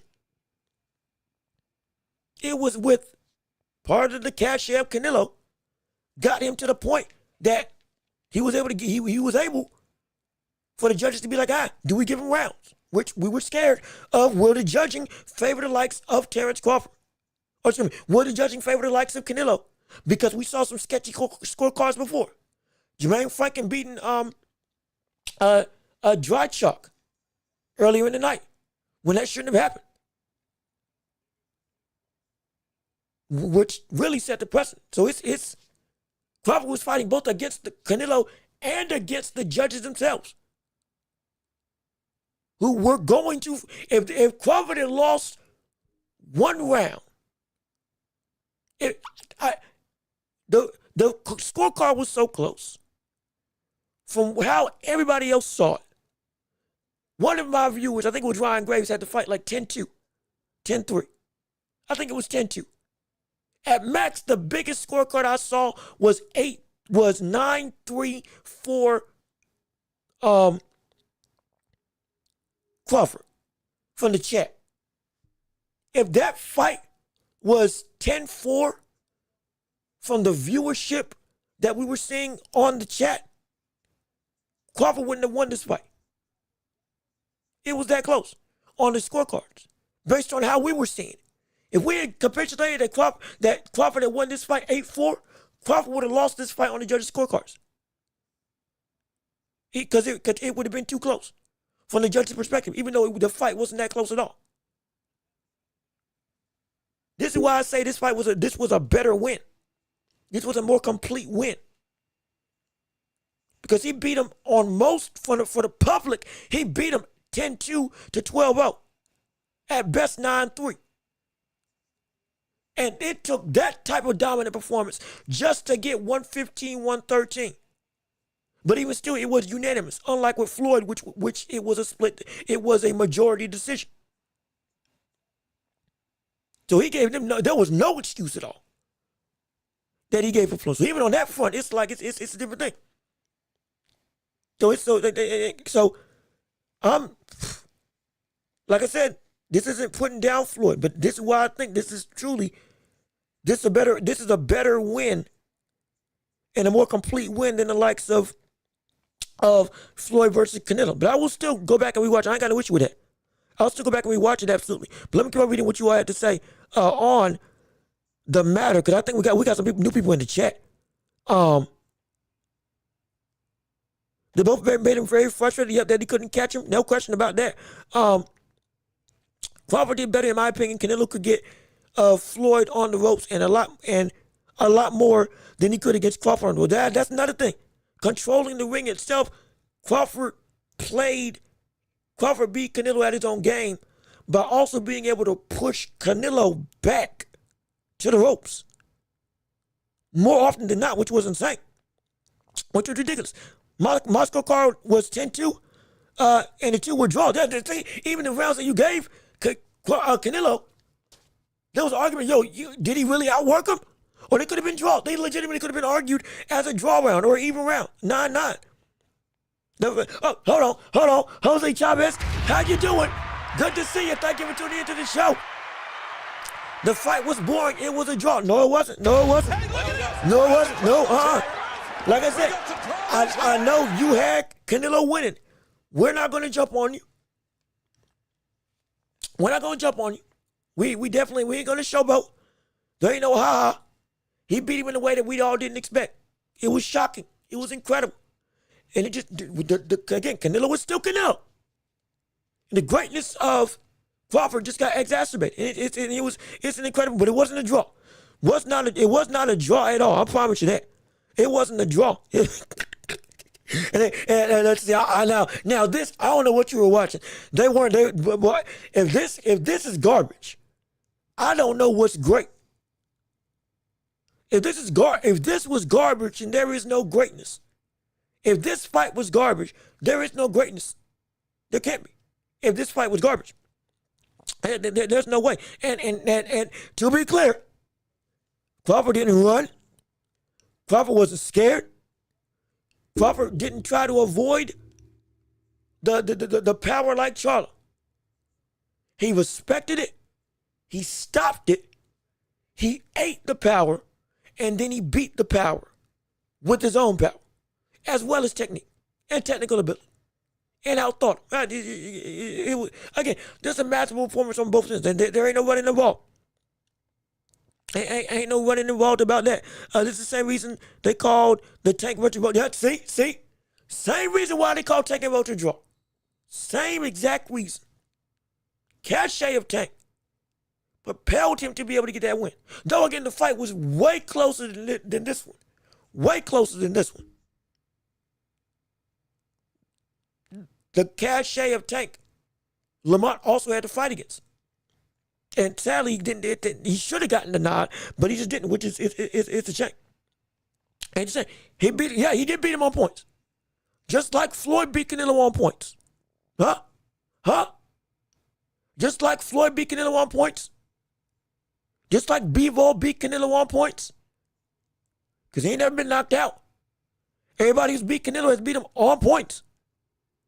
Everybody who Floyd beat has been beaten, or most of the people that Floyd has beaten, once he hands stopped holding up, we're on points. We don't call that bad wins, and we ain't gonna start that now. We ain't definitely gonna start that now. Crawford, he is a GOAT. He's one of the 10 greatest fighters in history, and he's pound for pound number one. Whether you like it or not, that's the reality of the situation. That's the reality. I rewatched the Canelo Mayweather fight recently, and I couldn't give Canelo a single round in that fight. Canelo won 2 rounds against Bud, not against Canelo. Now, see, I saw it the other way, but like I said, I'm gonna go rewatch it. Either way, if you don't think that this fight was as total as Canelo versus Floyd, I have no issue there. That's perfectly fine. But the fact that Crawford beat Canelo even remotely close to the way that Floyd did, with a Canelo that we all acknowledge is a better Canelo, that's good enough for me. That's good enough for me. That's already history. That's already insane. Just getting comparable to that level of dominance against this bigger, badder, and better version than what faced off against Floyd Mayweather. With, again, the same issues of Crawford is older than Canelo. And the much higher weight discrepancy. Yeah, that's something to behold. That's something that shouldn't be possible. Just that fact alone, even if you don't think he was It was matching the dominance. It at least came close to it. It at least came close to it. And that's enough for me. That's impressive enough for me. That is impressive enough for me. And Crawford won on points and avoided the pocket. No, he did not. He beat Canelo in the pocket as well. But let me see. Let me come on. Oh, I almost forgot. We also can go. You know what? Yeah, it's going to be a long episode anyway. We might as well do it and do what we do best. Hey, let's jump into the championship round. Come on. Come on. It's been an all Crawford-Canelo saga. We got time to talk, and now we can make the world your own and go through and talk about whatever you want to discuss in the world of boxing with this fight and beyond, touching on other topics and getting into the whole breadth of conversation about, what goes next with this fight? What's next for Canelo? The feasibility of retirement for each of them? Or just anything else you want to discuss that we just haven't got time to talk about? Whatever you want to talk about, we can touch on it right now. And the word is your oyster. So let's see what you got to say on today. It's time for the championship rounds. And come on and quick, leave a like on the video if you haven't already. Keep on liking the show. Keep on sharing the stream. If you want to support the show, we got Cash App, we got PayPal. Links in the description as well. If you like what we're doing and you want to keep on supporting and help us to make the show bigger and better, hey, anything we'll do, whatever you can give, would mean the world to us, absolutely. And please, just keep on staying, watching, liking, sharing, and subscribing to help make this show bigger and truly help us live up to the moniker of the hottest show in all the globe. Right here on YouTube and on every podcasting platform imaginable. But it's the championship rounds. Let's see what you all got to say on today. I agree. So Strip G, I agree. Bud did better than Floyd. But I'm saying Floyd laid the blueprint. Yeah, no, he did. He absolutely did. He absolutely did. No question about that. He did. He laid the blueprint. Bivol laid the blueprint. Bivol also used some of that blueprint. And Crawford, in my opinion, he perfected the blueprint. Because he beat him, he showed you how to beat Canelo at every range, not just from one aspect of the game, even though Floyd did a phenomenal job of that. Crawford beat him in more ranges and in more ways than Floyd. That's what makes this so impressive to me. And that's why it's insane. But no, Floyd absolutely laid the blueprint. He absolutely laid the blueprint. No question about that. Let me see. Even though Canelo won a couple more rounds against Bud, Bud had Canelo hurt a lot more than Floyd. Bud cracked Canelo in round 12 and legit was rocking his head. Not just with solid shots, but with good shots that were getting his respect, that made him think about wanting to commit to stuff. That's what made it so incredible. And he outmuscled him. It's just insane. Can we talk about it anyway in the championship round? Yes, we can. Yes, we can. We can talk about that right now on the show. So we in the championship rounds at this point, and we can talk about it in a way. Dominated mind you, Ahmed 14-1, 11 KOs on his resume. Only loss was to the likes of Marlon Tapales, who again in a way handled in a war, an absolutely brutal war that he went and beat and knocked him out in, I believe, in round 11. So this fight was incredible. It was phenomenal.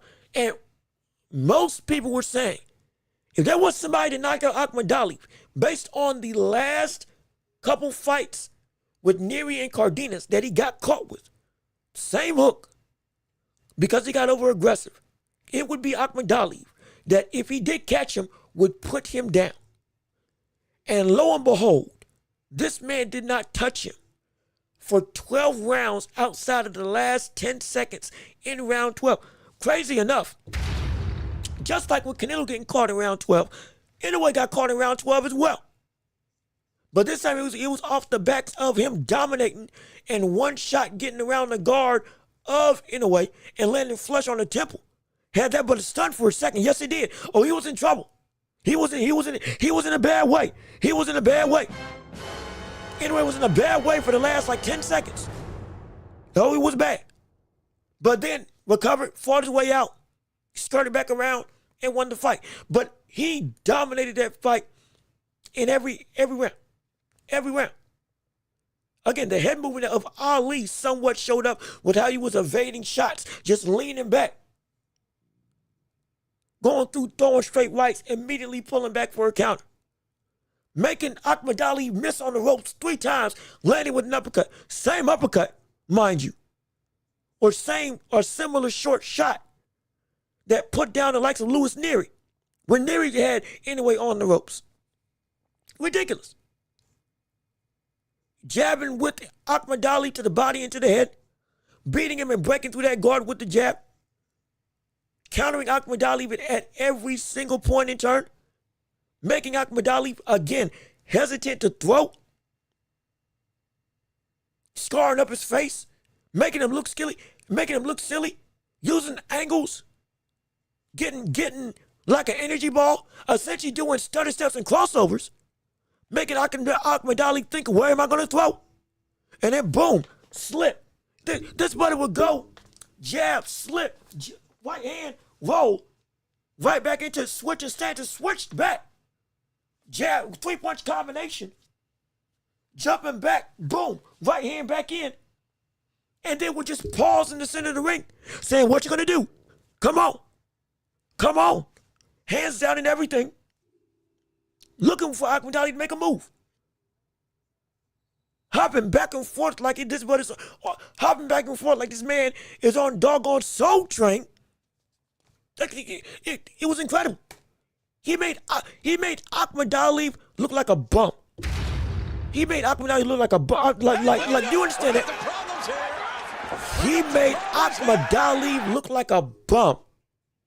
A bum. He made him look like a bum. Like there was no point. We should have never hyped up this fight. He made him look like that. Because he was so much faster. He was so defensively sound.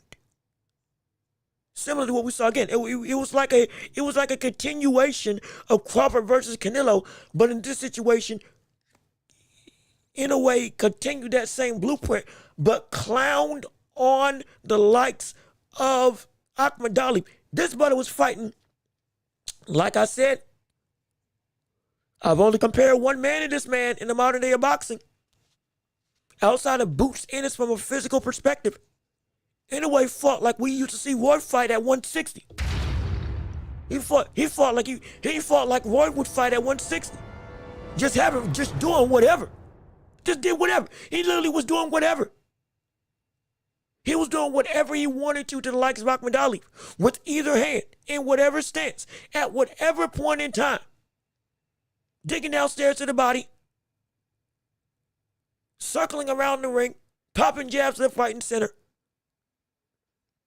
Y'all remember that famous picture of Ali and Joe Frazier when Frazier and Ali were fighting against each other in the fight of the century in the first bout when Frazier beat him?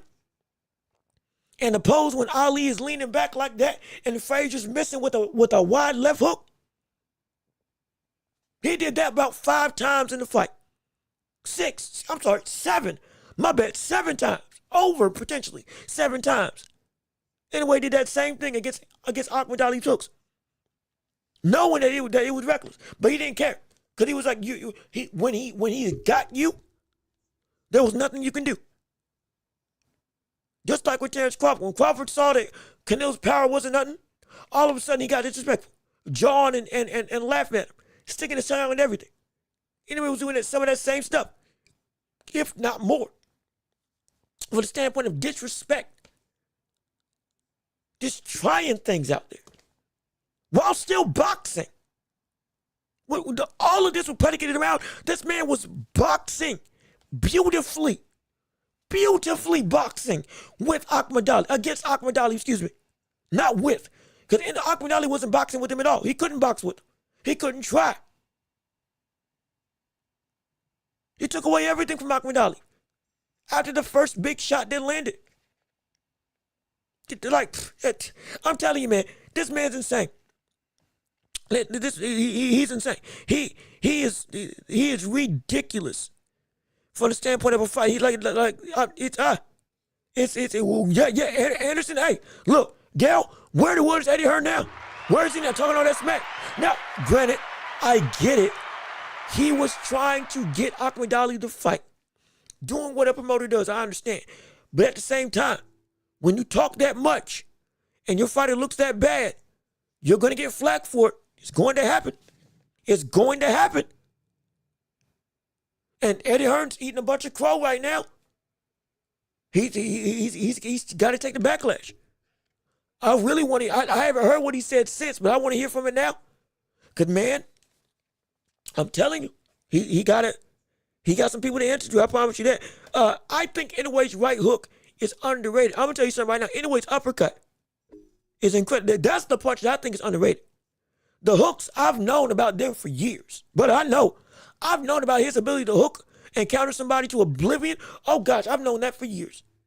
It's the uppercut that people don't talk about enough. That's my punch. That's my punch for Inoue. That goes and runs rough shot and changes the landscape of a fight every time I've seen it thrown. That uppercut. He uses the right a whole lot. And definitely it does make for some jaw-dropping shots. But, man, that uppercut in a way, if anything, when that uppercut lands, that helps set the table for everything else. Because all of a sudden, they get scared to go on the inside with Inoue after that. They do. They do. They really do. They truly do. But let me see. Boxing is over in the United States. Canelo is still the only superstar in the U.S. Well, that's a bold-faced lie, because Terrence Crawford's here now. Hey, brother, we've been saying we ain't got nobody big in America. We cannot say that no more. The world knows Terrence Crawford. Omaha, Nebraska. Black brother that came from nothing. All of a sudden came through and etched himself in history as one of the 10 greatest boxers in the history of this sport. Nah, we can't say that now. This man's something serious. This man, America's got somebody. We got a couple people, actually. And we looking pretty good. Now again, sure, I support American fighters because I'm from there, and all that stuff.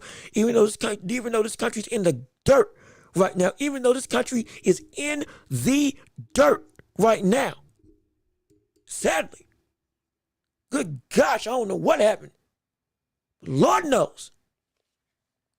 We at least got that to hold our hat on. Hey, in boxing, we at least looking mighty good. And we do have a guy. Thankfully, we got a guy. But let me see. Can you read my question about David Benavidez? Okay, let me go up. Let me scroll up. Hold on. Wait a minute. Wait a second.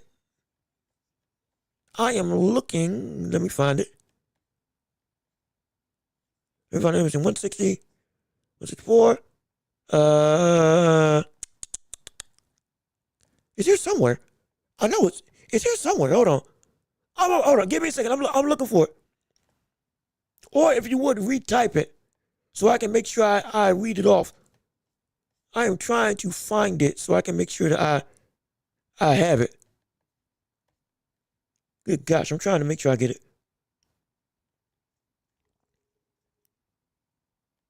Hold on. Let me see. Okay, so let me see. Crawford said Benavidez is way too big and way too skilled, so that fight will never happen. With that being said, is there anyone else for Bud to fight? Is that the question that you were trying to ask? Is that your question? Okay, yeah. Okay, I'm sorry, I hadn't scrolled back down yet to see. Okay, so this is the question. Crawford said David is way too big and way too skilled, so he'll never take that fight. That being said, is there anyone else left for Bud to fight? There is. At 160. At 160, absolutely. Again, you got Janibek, you got Charlo, you got Carlos Adames, you got there's another brother. There is another brother at middleweight that he could go down and fight.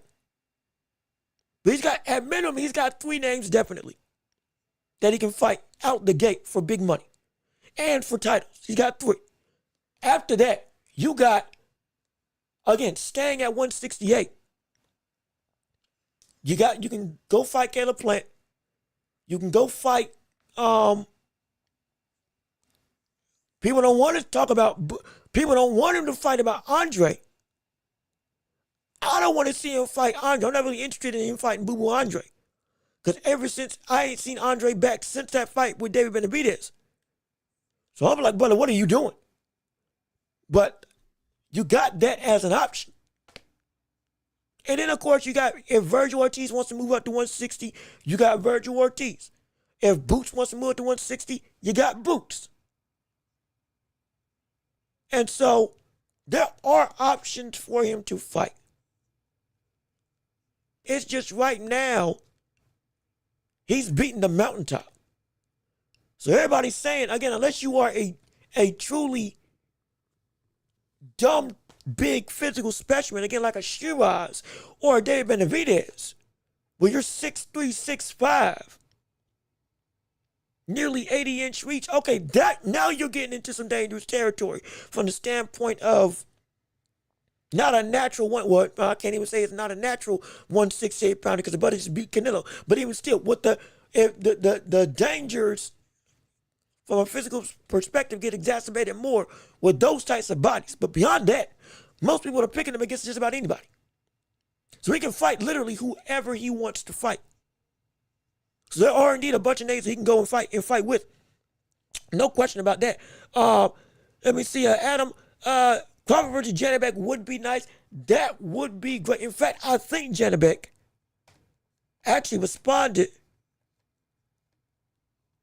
to Terrence Crawford in reaction to him talking about him moving up. Yep, see right here. As we go into picture in picture, hey, you can see right now, hey, Janibek's all up for it. Janibek's all up for it, hey. There is official Twitter page. Janibek Alim Hanala going through, and he's ready to throw down. Might go back down to 160. Now again, it's gonna be predicated. It took him a year.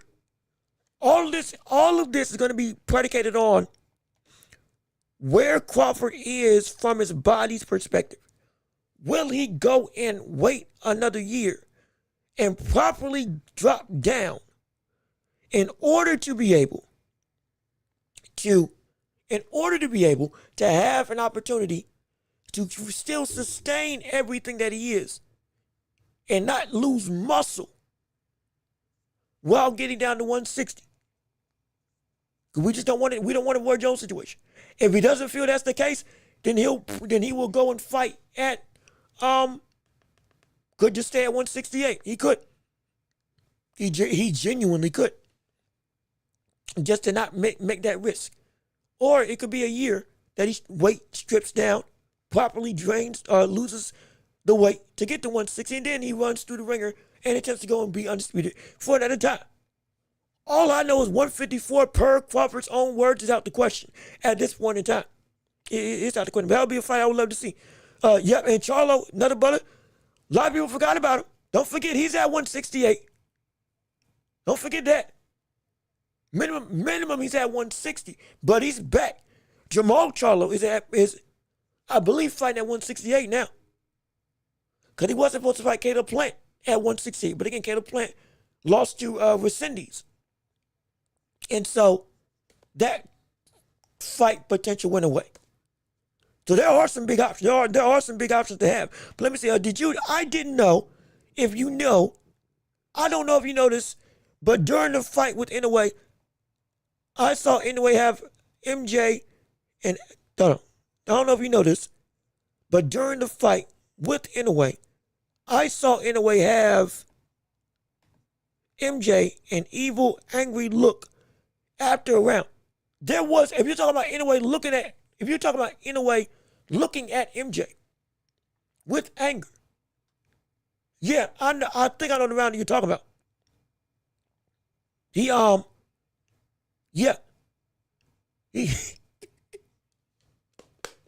absolutely. He did. He definitely did. Because, again, there's been a lot of animosity between the two. There's been a whole bunch of animosity between the two. And so, I'm like, shoot, man.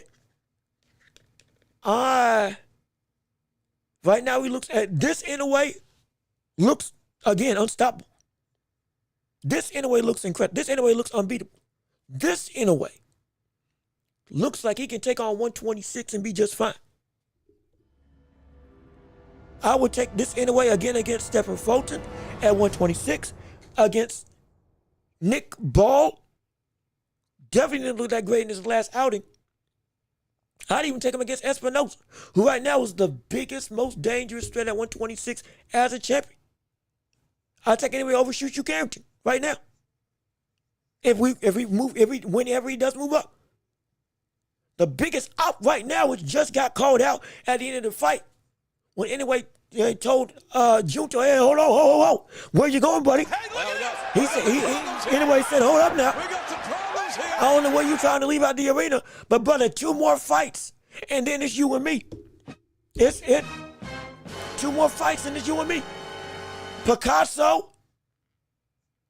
It might just be Picasso, and then it's you and me outright as that second fight next year. Picasso in December, then between January and March. Unless you want to get a fight in, it's us. It's a throwdown for a showdown. That's what it is. Not, oh, I can't wait for it. Oh, I can't wait. The day can't come soon enough when that fight happens.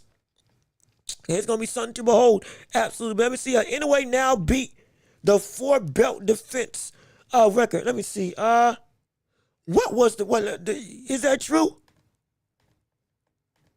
What? Now that record I'm unfamiliar with. Let me see. Anyway, breaks.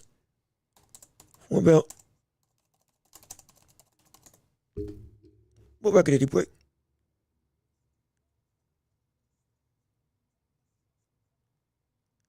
Ah, okay. I didn't know that. All right. No, I did not know that. So, after beating Ahmed Ali for the 5th defense of the undisputed title, that's the most defenses of a title anybody has had in the history of the 4-belt era in boxing as the undisputed champion. Nobody has ever done that. So I did not know that. My goodness, again, this is dominance that we discuss. This is the type, and these, do not let the lack of name recognition fool you. This is history. From Usyk to Inoue and to Crawford, this is history. Right now, from a collective career at this point in time, Canelo's got the most extensive. Absolutely. Inoue's got the dentist career out of everybody. Crawford just achieved the greatest feat out of everybody. And Usyk, again, revitalized the heavyweight division and made history as in the heavyweight world. And has been, at this point in time, one of the most dominant heavyweight champions we've seen in a long time. Don't take this for granted. And don't leave Inoue out of these discussions because, buddy, he does deserve all the praise. He deserves that respect. No question about that. He deserves all of it. Because that's a bad brother. That I'm telling you, as a talent, right now, again, this win with Canelo and Crawford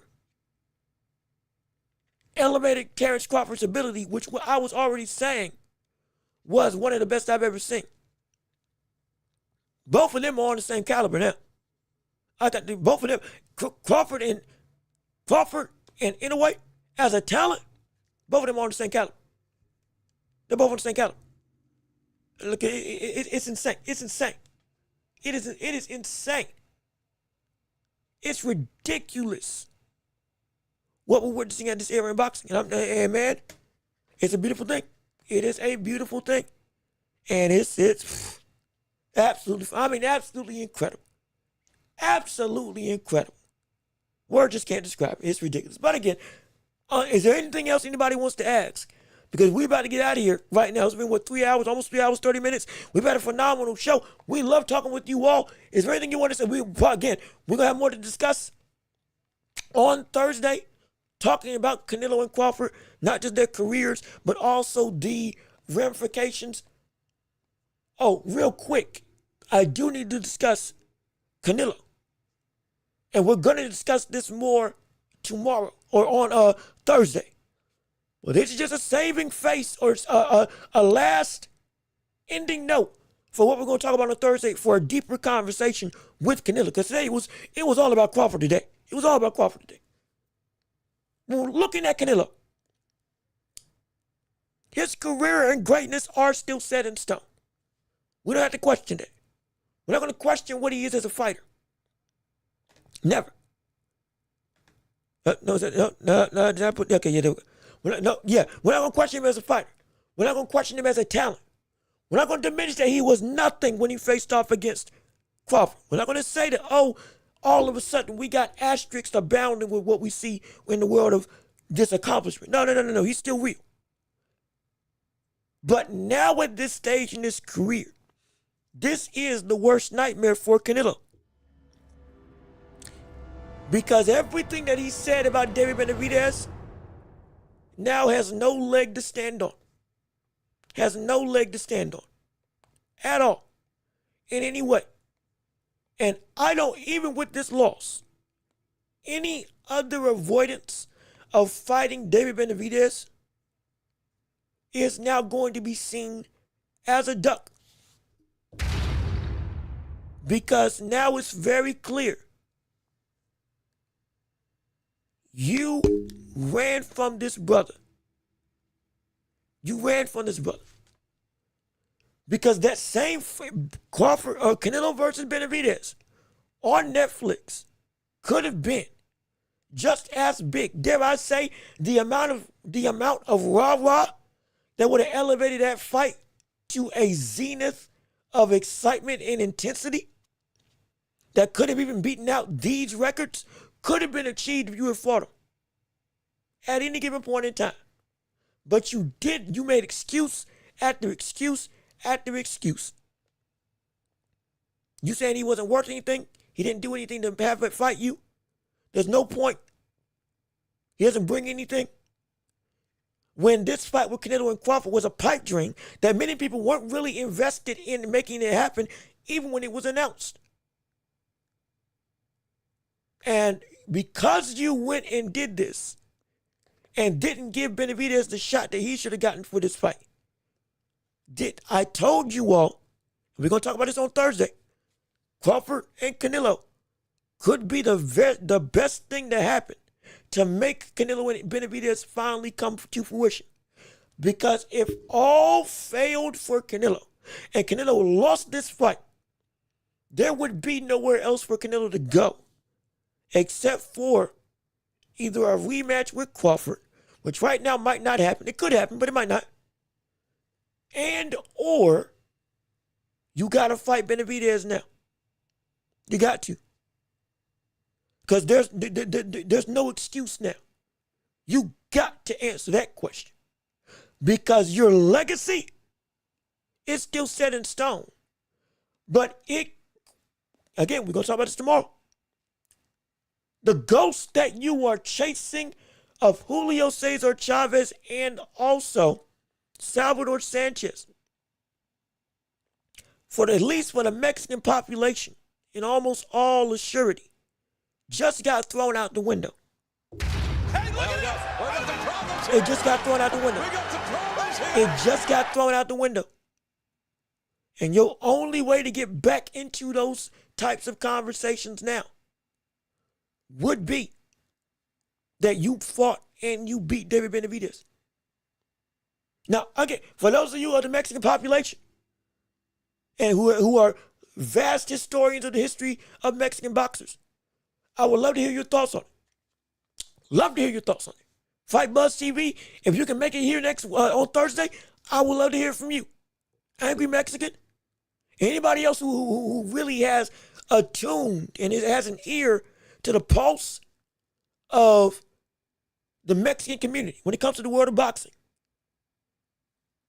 When it comes to looking at Canelo right now, is this true that he is no longer on that threshold of being able to eclipse Chavez and Salvador Sanchez now?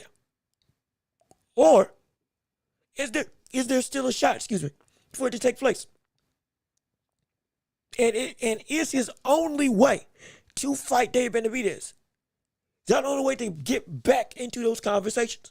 If you've doxed him as not being in them anymore.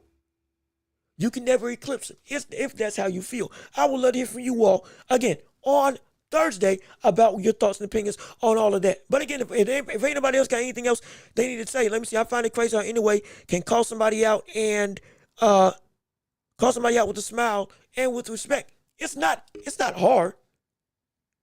I'm excited to fight you. I want to fight you. Let's get it on. More people could do it. They just don't. That's the thing. They just don't. But let me see. Tank will have to fight Devin Haney, T.O., Shakur, and Lamont to get where Bud is. He's gonna have to do more than that.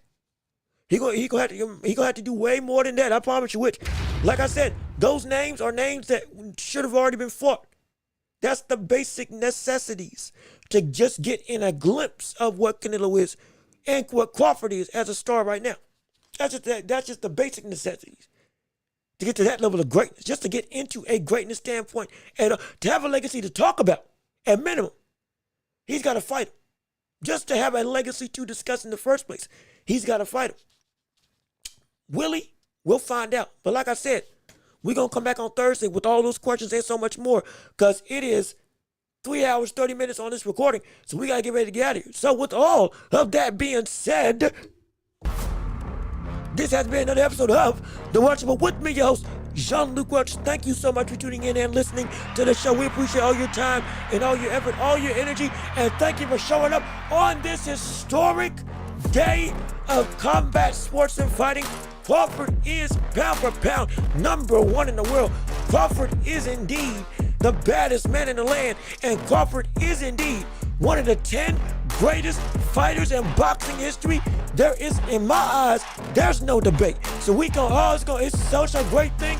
We're gonna have more to discuss in the world of boxing as time goes on and in sports as a whole. We got, again, more talks with Canelo coming on Thursday, talks with Tank and others, fights with, again, Devin Haney, David Benavidez, all that stuff is gonna be coming on Thursday. Also, don't forget, leave a like on the video before you leave. Comment your thoughts and opinions on what you liked or didn't like about the show. Be sure to hit the notification bell so you know whenever we post right here on YouTube and on every podcasting platform imaginable. Also, be sure, if you want to give us support to the show, Cash App and PayPal, links down below in the description. If you can give to the show, would mean the world to me and would help this support so much to have us have the ability to come through and to be able to essentially enjoy and to help expand on this empire, because indeed we are the hottest show in all the globe, and mark my words, you're not going to want to miss what we do every single week, and we're going to have a time. Be here on Thursday to have some fun, to have some excitement. This show is going to be on every podcasting platform by the end of the day, so you can rewatch it, and please keep on liking, keep on sharing, keep on subscribing, keep on supporting, and we're going to be back on Thursday. So I've been Jean-Luc Welch. Y'all have been wonderful. Peace and love. We are out of here. Yes, sir. We are going to see you all Thursday. Talking about boxing and so much more. Be safe. Be blessed. Peace and love. And we're out of here.